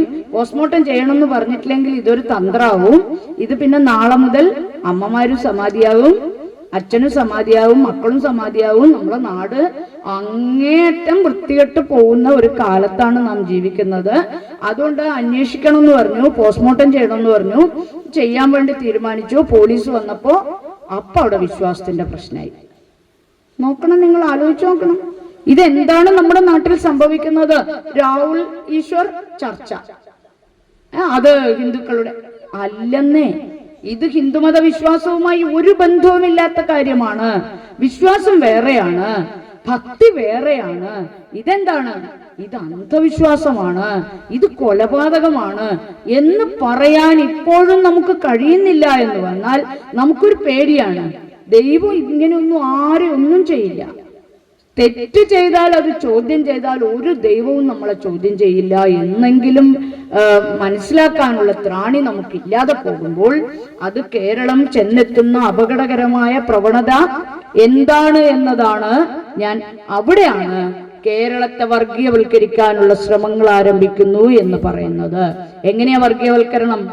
അവിടെ അപ്പോഴേക്കും ഇടതുപക്ഷത്തിന്റെ പോലീസായി, പിണറായിന്റെ പോലീസായി, തെറ്റായ വാർത്തകളായി, തെറ്റായ വ്യാഖ്യാനങ്ങളായി, ഇടതുപക്ഷക്കാര് സമാധീനം അപകീർത്തിപ്പെടുത്തുന്നു എന്ന വർത്തമാനമായി. ആണോ? അതാണോ സംഭവിച്ചത്? അല്ലല്ലോ. ഇങ്ങനെ ഒരു പ്രശ്നം നടന്നാൽ സ്വാഭാവികമായും ഇതിന്റെ സൂചന 987 രൂപ് കൻവർ എന്ന് പറയുന്ന പെൺകുട്ടി രാജസ്ഥാനിൽ കൊല ചെയ്യപ്പെടുന്നുണ്ട്. സതി മാതാവ്, ഭർത്താവ് മരണപ്പെട്ടപ്പോൾ ആ ചിതയിൽ ചാടി മരിക്കുക എന്നത് പഴയ സനാതന ധർമ്മത്തിന്റെ ഭാഗമായി ഹിന്ദു സ്ത്രീകൾ ചെയ്തുകൊണ്ടിരുന്ന കാര്യമാണ് എന്ന് സുരേഷ് ഗോപിയോട് നമ്മൾ എപ്പോഴെങ്കിലും എല്ലാം പറഞ്ഞു കൊടുക്കണം. ഇത് സനാതന ധർമ്മമാണെങ്കിൽ ആ സനാതന ധർമ്മത്തിനെതിരായിട്ടാണ് നമ്മളെല്ലാം സംസാരിക്കുകയും പ്രവർത്തിക്കുകയും നാട് മാറുകയും ചെയ്തത്. രാജാറാം മോഹൻ റായ് ആരായിരുന്നു എന്ന ചോദ്യം ഉയർത്തണം. ഇരിക്കട്ടെ, 987 രൂപ് കൻവാറിന്റെ രക്തസാക്ഷിത്വം എന്ന് നമ്മൾ പറയും, നിങ്ങൾ ബലിദാനം എന്ന് പറയുമായിരിക്കും. സതി അനുഷ്ഠിക്കൽ നടന്നു. സതി അനുഷ്ഠിച്ചതല്ല, അവരെ എടുത്ത് അതിലേക്ക് ഇടുകയായിരുന്നു. കാലും കൈയും പൊള്ളി വേദനിച്ചപ്പോൾ അവരതിൽ നിന്ന് പുറത്തിറങ്ങുകയുണ്ടായി. അങ്ങനെ പുറത്തിറങ്ങിയപ്പോൾ വീണ്ടും അവരെ അതിൽ തന്നെ പിടിച്ചിട്ട് അവരെ കൊന്നു. അവരെ കൊന്നിട്ട് 7000 സ്ത്രീകൾ സതി ഇങ്ങനെ അനുഷ്ഠിക്കരുത് എന്ന് പറഞ്ഞ് മുദ്രാവാക്യം വിളിച്ച് മുമ്പോട്ട് പോയി. അവരെ രാജസ്ഥാനിൽ അന്നത്തെ കോൺഗ്രസിന്റെ ഗവൺമെന്റ് അവരെ അടിച്ചൊതുക്കി. 75,000 സ്ത്രീകൾ പറഞ്ഞു സതിമാതാക്ക് ജയ് എന്ന് പറഞ്ഞു. സതി അനുഷ്ഠിക്കാനുള്ള ഞങ്ങളുടെ അവകാശം ഞങ്ങൾക്ക് വെട്ടുതരണമെന്ന് ആവശ്യപ്പെട്ടു. അത് ഞങ്ങളുടെ വിശ്വാസത്തിന് മേലുള്ള ചോദ്യം ചെയ്യലാണ് എന്ന് പറഞ്ഞു. അവർ സതി അനുഷ്ഠിച്ചു. സതി അനുഷ്ഠിക്കാൻ വേണ്ടിയുള്ള അവകാശങ്ങൾക്ക് വേണ്ടി സമരം ചെയ്തു. അവരുടെ കൂടെ രാജസ്ഥാനിലെ കോൺഗ്രസിന്റെ ഗവൺമെന്റ് നിന്നു. ഞാനിത് നിങ്ങളോട് പറയുന്നത് 989 എന്ത് സംഭവിച്ചു? രാജസ്ഥാനിൽ തെരഞ്ഞെടുപ്പ് നടന്നപ്പോൾ BJP അധികാരത്തിൽ വന്നു. കോൺഗ്രസ് അധികാരത്തിൽ നിന്ന് നിഷ്കാസിതരായി.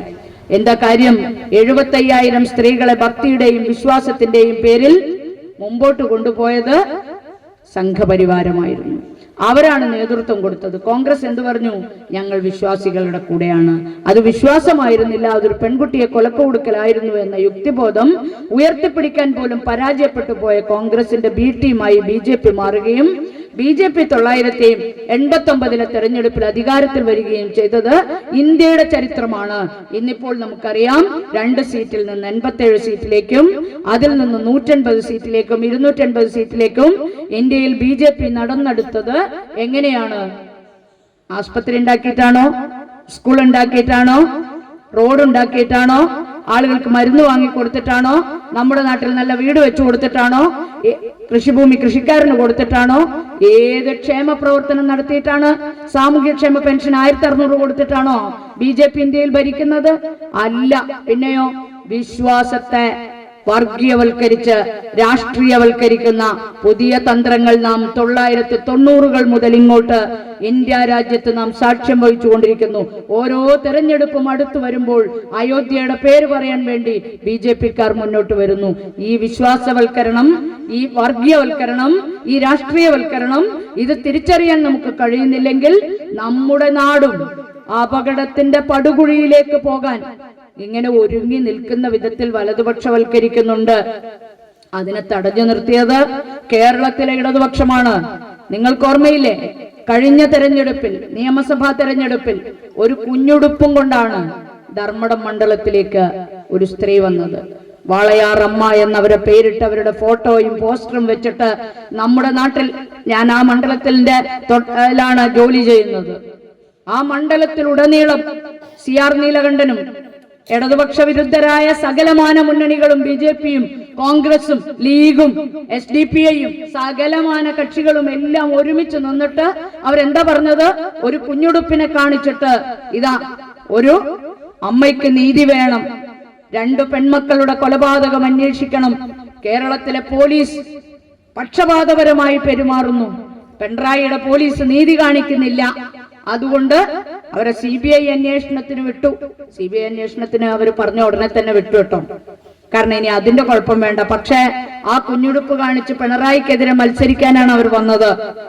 ഇപ്പോഴോ വാർത്ത എന്താ വന്നത്? 13 വയസ്സായ പെൺകുട്ടിയെ മറ്റു പുരുഷന്മാർക്ക് കാഴ്ചവെച്ചു കൊടുക്കാൻ അമ്മയാണ് നേതൃത്വം കൊടുത്തത്. CBI-യുടെ കുറ്റപത്രം തയ്യാറാക്കി. എന്നിട്ട് CBI പറഞ്ഞു, ഇനി മുതൽ അവർ പ്രതിയാണ്, വാദിയുടെ കക്ഷിയല്ല. വാദി ആരാണ്? ഈ പെൺകുട്ടികളാണ്. ആ പെൺകുട്ടികൾക്ക് നീതി കിട്ടാൻ വേണ്ടി അമ്മ അങ്ങനെ ചെയ്യുമെന്ന് നമ്മൾ വിചാരിച്ചോ? നാട് എങ്ങോട്ടേക്കാണ് പോകുന്നത്? നാടിന്റെ അവസ്ഥ എങ്ങോട്ടേക്കാണ് പോകുന്നത്?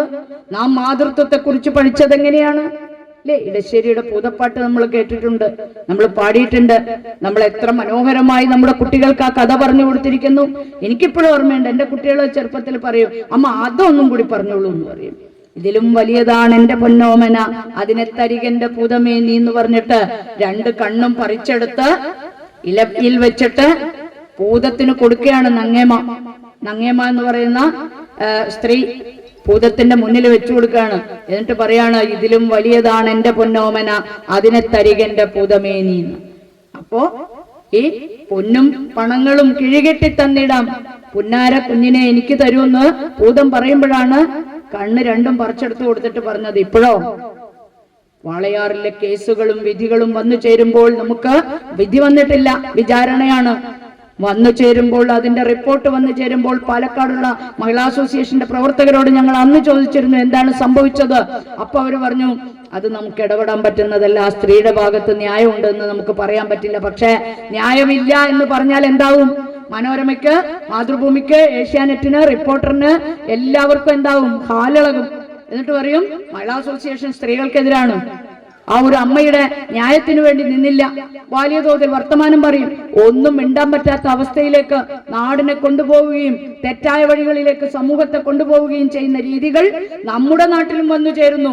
ഇത് തന്നെയാണ് ഇപ്പൊ ആശാവർക്കർമാരുടെ കാര്യത്തിലും സംഭവിക്കാൻ പോകുന്നത് കേട്ടോ. അന്ന് CR നീലകണ്ഠനൊക്കെ നമ്മുടെ നാട്ടിൽ വന്നു. വലിയ ഭയങ്കര പ്രസംഗമല്ലേ? എന്താണ് പ്രസംഗം? ഞാൻ അതിന്റെ ഒന്നും വിശദാംശങ്ങളിലേക്ക് പോകുന്നില്ല, സമയമായി. ഞാൻ പറഞ്ഞു വരുന്നത്, ഇങ്ങനെ ആശാവർക്കർമാർക്ക് 500 ഉറുപ്പ്യ കൊടുത്ത ഉമ്മൻചാണ്ടി മഹാൻ, അത് കുടിശ്ശികയാക്കിയ ഉമ്മൻചാണ്ടി മഹാൻ VD സതീശൻ ഇപ്പൊ എവിടെയുണ്ട്? സമരപ്പന്തലിൽ. AN രാധാകൃഷ്ണൻ പാതിവില തട്ടിപ്പിൽ നാരീശക്തി, സ്ത്രീകളെ പേരും പറഞ്ഞ് എന്തും കളിക്കാമെന്നായിരിക്കുന്നു.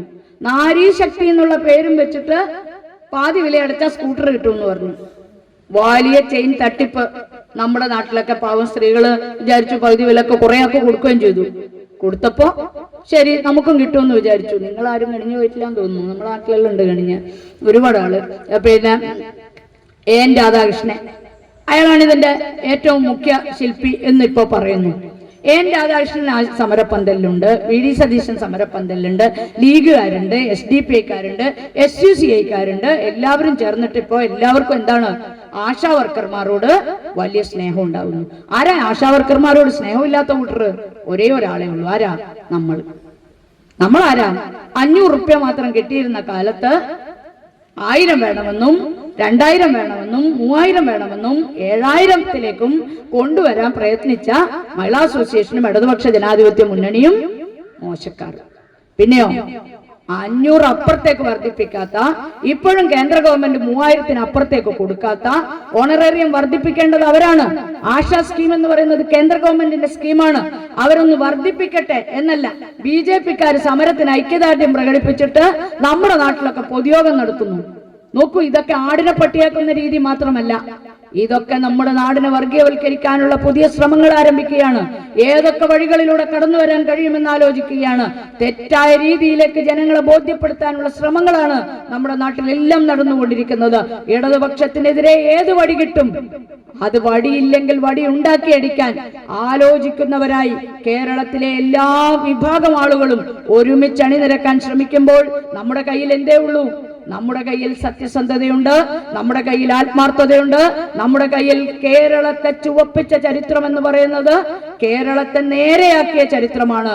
കേരളത്തിലെ മണ്ണിൽ പണിയെടുക്കുന്നവന് കൂലി കൊടുത്ത ചരിത്രമാണ്, മണ്ണിൽ പണിയെടുക്കുന്നവന് വീട് കൊടുത്ത ചരിത്രമാണ്, മണ്ണിൽ പണിയെടുക്കുന്നവന്റെ കുട്ടികളെ പഠിപ്പിച്ച ചരിത്രമാണ്. ഈ കേരളത്തിലെ സ്ത്രീകൾക്ക് അന്തസ്സും ആഭിജാത്യവും ഉണ്ടാക്കി കൊടുക്കാൻ നടത്തിയിട്ടുള്ള ഇടപെടലുകളുടെ നിരന്തരമായ ചരിത്രം നമുക്ക് എത്രയോ പറയാനുണ്ട്. അങ്ങനെ ഉണ്ടാക്കിയെടുത്ത പ്രസ്ഥാനമാണ് കേരളത്തിലെ ഇടതുപക്ഷ പ്രസ്ഥാനം. സരോജിനി എടുത്തിയുടെ ഓർമ്മകൾ നാം അയവിറക്കുമ്പോൾ സ്വാഭാവികമായും നാം ചെയ്യേണ്ടുന്നത് കേരളത്തിന്റെ കണ്ണിലെ കൃഷ്ണമണി പോലെ കാത്തു സൂക്ഷിക്കേണ്ടുന്ന പ്രസ്ഥാനമാണ് കേരളത്തിലെ ഇടതുപക്ഷമെന്ന്.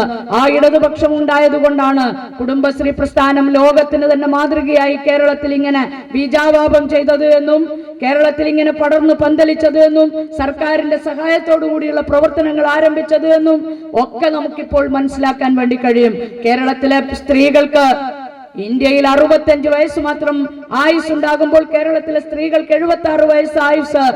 11 വർഷം നമുക്ക് കൂട്ടി തന്നത് കേരളത്തിലെ ഇടതുപക്ഷ ജനാധിപത്യ മുന്നണിയുടെ ഗവൺമെന്റിന്റെ പ്രത്യേകമായ പ്രവർത്തനത്തിന്റെ ഭാഗമായിരുന്നു എന്ന് തിരിച്ചറിയാൻ നമുക്ക് കഴിയേണ്ടതുണ്ട്.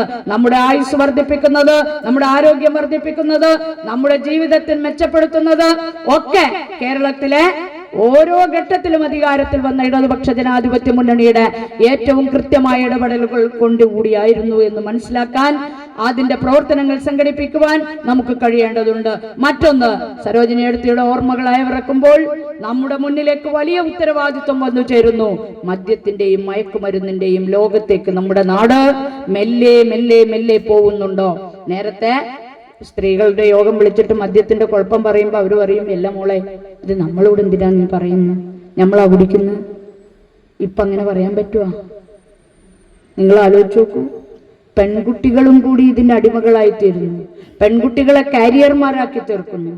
വലിയ തോതിൽ ഗൂഗിൾ പേ നടക്കുന്നത് പലയിടത്തും പല വഴികളിലുമാണ്.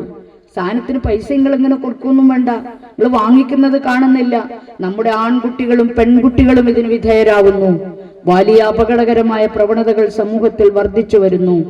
5 പേരെ കൊന്നിട്ടും ഒരു കൂസലുമില്ലാത്ത ഒരു ചെറുപ്പക്കാരനെ കാണുമ്പോൾ ഇതെന്തു ക്രൂരത എന്നല്ല, എവിടെയാണ് തകരാറ് പറ്റിയത് എന്നാണ് നാം ആലോചിക്കേണ്ടത്. നമ്മുടെ പാരന്റിങ്ങിന് എന്തെങ്കിലും പ്രശ്നമുണ്ടോ? നമ്മുടെ മക്കളെ, ഇന്നും ഞാൻ വരുമ്പോൾ ട്രെയിനില് ഒരു കുട്ടിക്ക് മൊബൈല്, എനിക്ക് നല്ല ദേഷ്യം. ഈ ദേഷ്യം പറയാൻ പറ്റുമോ? ഞാൻ രക്ഷിതാവിനോട് ഞാൻ പറഞ്ഞു, നോക്കൂ സർ, ഈ നാട്ടിലാകെ ചർച്ച നടക്കുന്നൊന്നും നിങ്ങൾ കാണുന്നില്ലേ? അപ്പൊ പറഞ്ഞു, എന്ത് ചർച്ച? നോക്കൂ, പിണറായി പറഞ്ഞതുപോലെ ഓരോരുത്തരും ഓരോ പെട്ടിയിലാണ്. ഇപ്പോൾ സ്കൂളിൽ പോകാൻ ഒരു പെട്ടി, നിങ്ങൾ അടച്ചിട്ട പെട്ടികളായി നമ്മളൊക്കെ മാറിയിരിക്കുന്നു. വീട്ടിൽ കയറി കഴിഞ്ഞാൽ മുറ്റത്തിറങ്ങരുത്. നാട്ടിലെ സുഹൃത്തുക്കളുണ്ടോ? പണ്ട് നമ്മളൊക്കെ സ്കൂളിൽ പോകുമ്പോ എങ്ങനെയാണ്? ഇവിടുന്ന് തുടങ്ങിയാൽ അപ്പുറത്തെ വീട്ടിലെ കുട്ടി അല്ലെ 8 മണിക്ക് ഇറങ്ങും. 8 മണിക്ക് ഇറങ്ങിയാലും 9:30 സ്കൂൾ എത്തുള്ളൂ. എന്തേ കാര്യം? ഇവിടുന്ന് തുടങ്ങിയിട്ട് അപ്പുറത്തെ ആളെ കൂട്ടാൻ നിന്നു, അപ്പുറത്തെ ആളെ വിളിച്ചു, ഇതിങ്ങനെ ജാഥയായി പോകും അല്ലേ? എല്ലാവരും തമ്മിൽ ഉണ്ടായിരുന്ന ഒരു സൗഹൃദമുണ്ട്. ഇപ്പൊ എന്താ ഈ വാട്സപ്പ് കൂട്ടായ്മയെല്ലാം ഇങ്ങനെ വരാൻ കാര്യം? ആ പഴയ സ്കൂൾ സൗഹൃദത്തിന്റെ ഒരു സുഖാണ്. അതൊക്കെ വന്ന് വളിപ്പാവുന്നുണ്ട്, വഷളാവുന്നുണ്ട്, തെറ്റാവുന്നുണ്ട്. നമ്മളെ നാട്ടിൽ നിന്ന് അയാൾ പറഞ്ഞു, നീ പോല്ലാന്ന് പറഞ്ഞു. സ്കൂള് പറഞ്ഞു, എനിക്ക് പോയേ പറ്റൂ. നമ്മൾ പണ്ട് സ്കൂൾ പഠിക്കുമ്പോ ഭയങ്കര സൗഹൃദേനു, നിങ്ങൾ എന്ത് പറഞ്ഞാലും ഞാൻ കേൾക്കൂല. ഇതല്ല കേട്ടോ ഞാൻ പറയുന്നത്. നമ്മൾ ആ ഒരു പഴയ കാലത്ത് ഇടവലത്ത് എന്ത് നടന്നാലും അറിയുമായിരുന്നു. അപ്പുറത്തെ വീട്ടിലും ഇപ്പുറത്തെ വീട്ടിലും ഒരു സൗഹൃദം ഉണ്ടായിരുന്നു, പാരസ്പര്യം ഉണ്ടായിരുന്നു, ഒരു സ്നേഹബന്ധം ഉണ്ടായിരുന്നു. ഇപ്പൊ സീരീസും സീരിയലും അല്ലേ? കുട്ടിയൊക്കെ ഗെയിം, എന്നാ നീ എന്തെടുത്തോന്ന് പറയും. എന്തിനാ ഫോൺ കൊടുക്കുന്നത്? എന്നാലല്ലേ ഇതിനെ കൊണ്ടുള്ള ഒരു ബുദ്ധിമുട്ടില്ലാണ്ട് ഗെയിമിനെ കൊണ്ടല്ല, കുട്ടീനെ കൊണ്ട്. ഇത് കാണാൻ സുഖമായി വിടണമെങ്കിൽ ഇപ്പുറത്തേത് കൊടുക്കണം. ഇത് രണ്ടും കൂടി ആയിട്ട് നമ്മളെ വയസ്സായ ആള് പറയും, എല്ലാ മോളെ ഞാൻ കുയിലേക്ക് കാലും നീട്ടിയിരിക്കുമ്പോ ഒരു സീരിയൽ കണ്ടുട്ടാ ഇങ്ങക്കെന്നാ, ഞാനിനി ഏതോന്റെ കൂടെയാ പോന്നു, നിങ്ങൾ ഇങ്ങനത്തെ വർത്താനം പറയേണ്ട വല്ല കാര്യമുണ്ടോ എന്ന് നമ്മളോട് ചോദിക്കുകയാണ്. സത്യാണ്, അവര് പോകുന്നില്ല. പക്ഷെ അവരല്ലല്ലോ കാണുന്നത്, ആരും കൂടി കാണുന്നുണ്ട്. ആ വീട്ടിലെ പുതിയ തലമുറയും കൂടി കാണുന്നുണ്ട്. എന്ത് സംസ്കാരമാണ് ഈ സീരിയൽ നമുക്ക് സംഭാവന ചെയ്യുന്നത്? നിങ്ങൾ ഏതെങ്കിലും ഒരു സീരിയൽ പറഞ്ഞോളൂ. സീരിയൽ മാത്രമൊന്നല്ല കേട്ടോ, അതിലും അപകടമാണ് മറ്റേ ഗെയിം. സീരിയലിൽ എന്താണ്? എങ്ങനെ ഓളെ കൊല്ലാന്ന്, എങ്ങനെ മറ്റോളെ പറ്റിക്കാന്ന്. നിങ്ങൾ നോക്കൂ, പരസ്പരം പാരവെക്കുന്ന വൃത്തികെട്ട രീതികൾ. അവിഹിതം ഇല്ലാത്ത വീടുണ്ടോ? ഈ അവിഹിതം വന്നു അവിഹിതമാണ് ശരി എന്നുള്ള വിചാരത്തിലായില്ലേ നമ്മളെ നാട്? ഇതൊക്കെ ചേർന്നിട്ടാണ്. ഇത് മാത്രമാണെന്നൊന്നുമല്ല, മുതലാളിത്തം ഉണ്ടാക്കുന്ന ഓരോ കെണികളും നമ്മൾ മെല്ലെ മെല്ലെ മാനം കെട്ടും പണമുണ്ടാക്കിയാൽ പണം അതിന്റെ മാനക്കേട് തീർക്കുമെന്നത് മുതലാളിത്തത്തിന്റെ ആപ്തവാക്യമാണ്. ആ ആപ്തവാക്യമാണ് നമ്മുടെ നാട്ടിലെല്ലാം ഇപ്പോൾ വർക്കൗട്ട് ചെയ്തുകൊണ്ടിരിക്കുന്നത്. അതുകൊണ്ട് കൂട്ടരെ, അപകടകരമായ നിലയിലേക്ക് മദ്യവും മയക്കുമരുന്നും അന്ധവിശ്വാസവും വർഗീയതയും എല്ലാം ചേർന്ന് കെട്ടുപോകുന്ന നാടായി കേരളം മാറിക്കൂടാ. കാരണം കേരളം ഇന്ന് ഇന്ത്യയുടെ പ്രതീക്ഷയാണ്. ആ ഇന്ത്യയുടെ പ്രതീക്ഷയിൽ പ്രതികരണശേഷിയുള്ള യൗവനങ്ങൾ ഉണ്ടാവണം, നല്ല ക്രിയാത്മകമായി ഇടപെടാൻ കഴിയുന്ന പെൺകുട്ടികൾ ഉണ്ടാവണം, നല്ല അന്തസ്സും ആഭിജാത്യവുമുള്ള ഒരു പുതിയ തലമുറ ഉണ്ടാവണം. ആ തലമുറയെ വാർത്തെടുക്കാൻ നമുക്ക് എന്തൊക്കെ ചെയ്യാൻ കഴിയുമെന്ന് നാം ആലോചിക്കുക തന്നെ വേണം. നല്ല രാഷ്ട്രീയ പ്രവർത്തനം, നല്ല സർഗാത്മകമായ ഇടപെടലുകൾ, നല്ല കലാപ്രവർത്തനം. ശ്രീരാമ ശ്രീരാമ എന്ന് മാത്രം വിളിച്ചാൽ കാര്യമില്ല കേട്ടോ. പാട്ട്, കൈകൊട്ടിക്കളി ഒക്കെ വേണം. എന്തു വേണം? 8-ാം മാസം ഭാര്യയെ കാട്ടിലേക്ക് അയച്ച രാമൻ അത്ര ശരിയായിരുന്നില്ലല്ലോ എന്ന് ചോദിക്കാനുള്ള ഒരു ശേഷി നമുക്കുണ്ടാവണം. ചോദ്യം ചെയ്യാനുള്ള ശേഷി ഉണ്ടാവണം. മഹാഭാരതം വീണ്ടും വീണ്ടും വായിക്കണം, രാമായണം വീണ്ടും വീണ്ടും വായിക്കണം. ഇതിഹാസങ്ങളും പുരാണങ്ങളും ഒന്നും വർഗീയ കക്ഷികളുടെ കയ്യിലല്ലെന്ന് ഉറപ്പുവരുത്തണം. അവയൊക്കെ നമ്മുടെ ഈടുവയ്പ്പുകളാണ്, അവയൊക്കെ നമ്മുടെ സംസ്കാരത്തിന്റെ കൂടി ഭാഗമാണ്. അവയൊക്കെ നമുക്ക് തന്നിരുന്ന ഒരു വലിയ ചോദ്യം ചെയ്യാനും ചിന്തിക്കുവാനും മനനം ചെയ്യാനും ഒക്കെയുള്ള കഴിവുണ്ട്. അതിനെയെല്ലാം നമുക്ക് 2-ാം ഊഴം എഴുതിയ MT-യെ നമുക്ക് എങ്ങനെയാണ് മറക്കാൻ കഴിയുക? ഭീമൻ അതിൽ പറയുന്നുണ്ട്, ഞാൻ സ്നേഹിച്ചവരൊന്നും എന്നെ സ്നേഹിച്ചിട്ടില്ല, ഞാൻ എന്നെ സ്നേഹിക്കാത്തവരെയാണ് സ്നേഹിച്ചതെന്ന്. അതുപോലെ ഇതിന്റെ അങ്ങനെ ചോദ്യം ചെയ്യാൻ കഴിയുന്ന, എന്തിനേയും നമുക്ക് കൃത്യമായി വ്യവച്ഛേദിച്ചറിയാൻ കഴിയുന്ന ഒരു പുതിയ തലമുറയെ സൃഷ്ടിച്ചെടുക്കാൻ നമുക്ക് തീർച്ചയായും കഴിയേണ്ടതുണ്ട്. മൊബൈൽ ഫോൺ വെള്ളത്തിൽ മുക്കിയിട്ടല്ല ഭക്തി ഉണ്ടാവുന്നത് എന്നും ഭർത്താവിന് പുണ്യം ഉണ്ടാവുന്നത് എന്നും, കോവിഡ് കാലത്ത് കിണ്ണം കൊണ്ട് മുട്ടിയാൽ മാത്രം കോവിഡ് പോവില്ല എന്നും, വാക്സിനേഷൻ അനിവാര്യമാണ് എന്നും, മരുന്ന് കഴിക്കണമെന്നും പറയാൻ കഴിയുന്ന ഒരു പുതിയ തലമുറ നമ്മുടെ നാട്ടിലുണ്ടായേ പറ്റുള്ളൂ. പരീക്ഷ എടുക്കുമ്പോൾ 10 അമ്പലത്തിൽ പോയി പ്രാർത്ഥിച്ചിട്ട് പെണ്ണ് പൂജിച്ചതുകൊണ്ട് കാര്യമില്ല. പഠിക്കുക തന്നെ വേണമെന്ന് നമ്മളെ കുട്ടികളോട് പറയണം. എന്തു പഠിപ്പ്?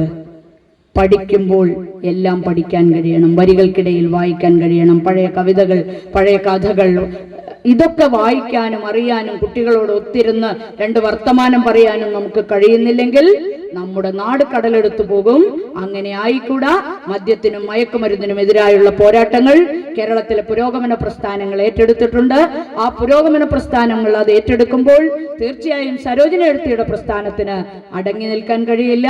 മഹിളാ പ്രവർത്തകരാകെ അതിന്റെ കൂടെ നിൽക്കാനും ഈ നാടിനെ നേർവഴിയിലേക്ക് കൊണ്ടുപോകാനും ആവശ്യമായിട്ടുള്ള പോരാട്ടങ്ങൾ നമുക്ക് നടത്തുക തന്നെ വേണം. നമുക്ക് ഈ പ്രദേശത്ത് സരോജിനി എഴുത്തിയുടെ നാട് എന്ന നിലയിലേക്ക് ഈ നാടിനെ മാറ്റിയെടുക്കുമ്പോൾ ഈ നാട്ടിലെ മുഴുവൻ സ്ത്രീകളും നല്ല ശാസ്ത്രബോധമുള്ള, നല്ല ശാസ്ത്രചിന്തയുള്ള, യുക്തിചിന്തയുള്ള, നല്ല ആലോചനാശേഷിയുള്ള നല്ല ഭക്തകളാവാൻ, നല്ല വിശ്വാസികളാവാൻ, നല്ല അന്തസ്സുള്ള വിശ്വാസികളാവാൻ, വർഗീയവൽക്കരിക്കപ്പെടാത്ത വിശ്വാസികളാവാൻ, നാം യഥാർത്ഥ വിശ്വാസികളാവാൻ.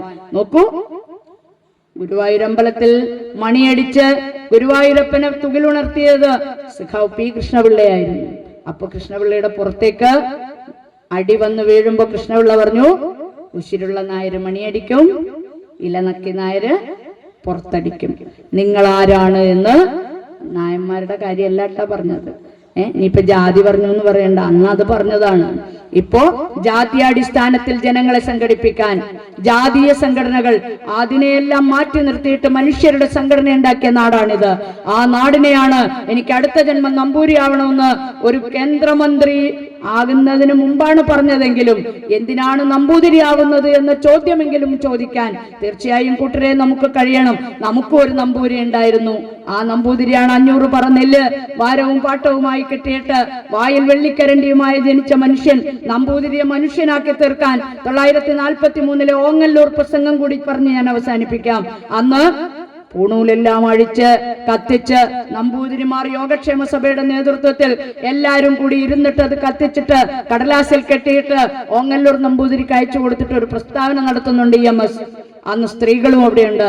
മറക്കുടയുള്ള ഘോഷ ബഹിഷ്കരിക്കാത്ത സ്ത്രീകളെല്ലാം, സ്വാതന്ത്ര്യമില്ലാത്ത സ്ത്രീകൾ, 13ഉം 12ഉം വയസ്സിൽ വിവാഹം ചെയ്യേണ്ടി വരുന്ന സ്ത്രീകൾ സപത്നിമാരാകേണ്ടുന്ന, അകാലത്തിൽ വിധവകളാകേണ്ടിയിരുന്ന, വിധവാ വിവാഹം അനുവദിക്കാതിരുന്ന ആ പഴയ കാലത്ത് സ്ത്രീകൾ അങ്ങേയറ്റം ബുദ്ധിമുട്ട് അനുഭവിച്ചിരുന്ന ഒരു കാലത്ത്, അങ്ങേയറ്റം വിവേചനം അനുഭവിച്ചിരുന്ന ഒരു കാലത്ത് 943 സഖാവ് എം ശങ്കരൻ നമ്പൂതിരിപ്പാട് ഒരു പ്രസംഗം നടത്തി. അദ്ദേഹം പറഞ്ഞു, നമ്പൂതിരിമാരോട് അദ്ദേഹം പറഞ്ഞു, നിങ്ങൾക്ക് എന്തെങ്കിലും പണിയെടുത്ത് ജീവിച്ചുകൂടെ? നിങ്ങൾക്ക് മനുഷ്യരെ പോലെ ജീവിച്ചുകൂടെ?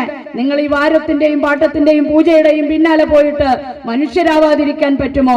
സ്ത്രീകളോട് പറഞ്ഞു, അന്തസ്സുള്ള ജോലി എടുത്ത് ജീവിക്കാൻ നിങ്ങൾ പഠിക്കണം. ജോലി ചെയ്ത് ജീവിക്കാൻ നിങ്ങൾക്ക് കഴിയണം. സ്വന്തം കാലിൽ നിൽക്കാൻ കഴിയണം. അന്തസ്സുള്ള സ്ത്രീകൾ ഉണ്ടാവണം. അങ്ങനെ വന്നാൽ സമൂഹത്തിൽ നിന്ന് തന്നെ ഇളയവനെയും, ഒരു നമ്പൂരിക്ക് മാത്രമേ കല്യാണം വേലി കഴിക്കാനുള്ള അവകാശമുള്ളൂ. സ്വസമുദായത്തിൽ നിന്ന് മാത്രമേ സ്ത്രീകൾക്ക് വിവാഹം ചെയ്യാൻ പറ്റൂ.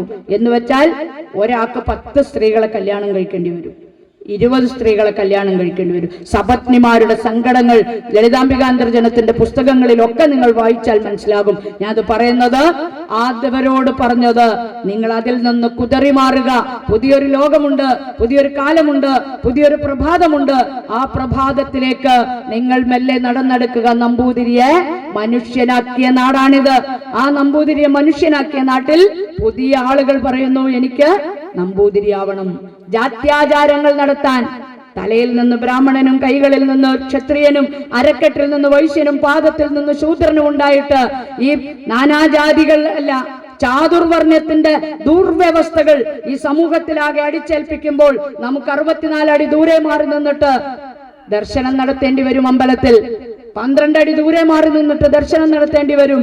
നമുക്ക് നേരിട്ട് നടത്താൻ അതിനു മാത്രമല്ല, അതിന് കേരളമായി തീർന്ന, ഇത് പരശുരാമന്റെ കേരളമല്ലെന്നും, ഇത് പരശുരാമൻ മഴുവറിഞ്ഞുണ്ടാക്കിയ ജാതീയതയുടെ കേരളമല്ലെന്നും, ഇത് സാക്ഷാൽ എം ശങ്കരൻ നമ്പൂതിരിപ്പാട് മതനിരപേക്ഷതയുടെ ഗേറ്റ് ഇങ്ങനെ തള്ളി തുറന്ന് മതനിരപേക്ഷതയുടെ കേരളമാണ് എന്നും ഉത്ബോധിപ്പിക്കുന്ന ഒരു പുതിയ കാലമാണ് നമ്മുടെ നാട്ടിൽ ഉണ്ടാവുന്നത്. ആ നാടിനു വേണ്ടിയുള്ള പോരാട്ടങ്ങൾക്ക് നമുക്ക് എല്ലാവർക്കും സരോജിനി എടുത്തിയുടെ ഓർമ്മകളായവരൊക്കെ കൊണ്ട് നേതൃത്വം നൽകാൻ കഴിയണമെന്ന് നിങ്ങളോടെല്ലാം സൂചിപ്പിച്ചുകൊണ്ട്, സഖാവിന്റെ ഓർമ്മകൾക്ക് മുന്നിൽ എനിക്ക് ഒട്ടും പരിചയമില്ലാതിരുന്നിട്ടുകൂടി എന്റെ ഒരു മൂത്ത സഹോദരിയെ പോലെ എനിക്ക് സ്നേഹിക്കാൻ തോന്നുന്ന, ഹൃദയത്തോട് ചേർത്ത് പിടിച്ചിട്ട് ഞാൻ പറയട്ടെ, നമുക്ക് ഓരോരുത്തർക്കും സരോജിനി എഴുത്തിമാരായി മാറിയിട്ട് ഈ മഹിളാ പ്രസ്ഥാനത്തെ കൂടുതൽ ഊർജ്ജസ്വലമാക്കി പ്രവർത്തിപ്പിക്കാൻ നമ്മുടെ മെമ്പർഷിപ്പ് പ്രവർത്തനമാണ് ഇപ്പോൾ നടന്നുകൊണ്ടിരിക്കുന്നത്. ആ ഒരു മെമ്പർഷിപ്പിനിടയിൽ സംഭവിച്ച ആ ഒരു അപകടത്തെ നാം വീണ്ടും ഹൃദയത്തിൽ ഏറ്റുവാങ്ങുക. എന്നിട്ട് അവർ ബാക്കി വെച്ചുപോയ പ്രവർത്തനങ്ങളെ പൂർത്തിയാക്കാൻ, അവർ എടുത്ത മുദ്രാവാക്യങ്ങളെ ഏറ്റെടുക്കാൻ, അവർ നടന്നു കാണിച്ച വഴികളെ ഏറ്റവും മനോഹരമായി നടന്നു തീർക്കാൻ നമുക്ക് ഓരോരുത്തർക്കും കഴിഞ്ഞാൽ അതായിരിക്കും അവരോട് നാം ചെയ്യുന്ന ഏറ്റവും വലിയ ആദരവ് എന്ന് സൂചിപ്പിച്ചുകൊണ്ട് അവരുടെ ദീപ്തമായ ഓർമ്മകളെ അയവിറക്കിക്കൊണ്ട് ഞാൻ അവസാനിപ്പിക്കും. ലോക്കൽ സെക്രട്ടറി ബിജു സംസാരിക്കും. അധ്യക്ഷൻ, അതേപോലെ ഈ ഓർമ്മ ദിനം ഉദ്ഘാടനം ചെയ്ത മഹിളാ അസോസിയേഷന്റെ സംസ്ഥാന വൈസ് പ്രസിഡന്റ് സഖാവ് പ്രീത, വേദിയിലും സദസ്സിലുമുള്ള പ്രിയപ്പെട്ടവരെ 2024 മാർച്ച് മാസം 9-ാം തീയതി നമ്മെ വിട്ടുപിരിഞ്ഞ സഖാവ് സരോജിനിയുടെ ദീപ്തമായ ഓർമ്മകൾ തിങ്ങി നിൽക്കുന്ന ഈ ഒരു പരിപാടിയിൽ വിശദമായ ഒരു പ്രസംഗം ഇവിടെ കഴിഞ്ഞിരിക്കുകയാണ്. സരോജിനിയുടെ സംഘടനാ പാഠവും അതേപോലെ സംഘടനാ പ്രവർത്തന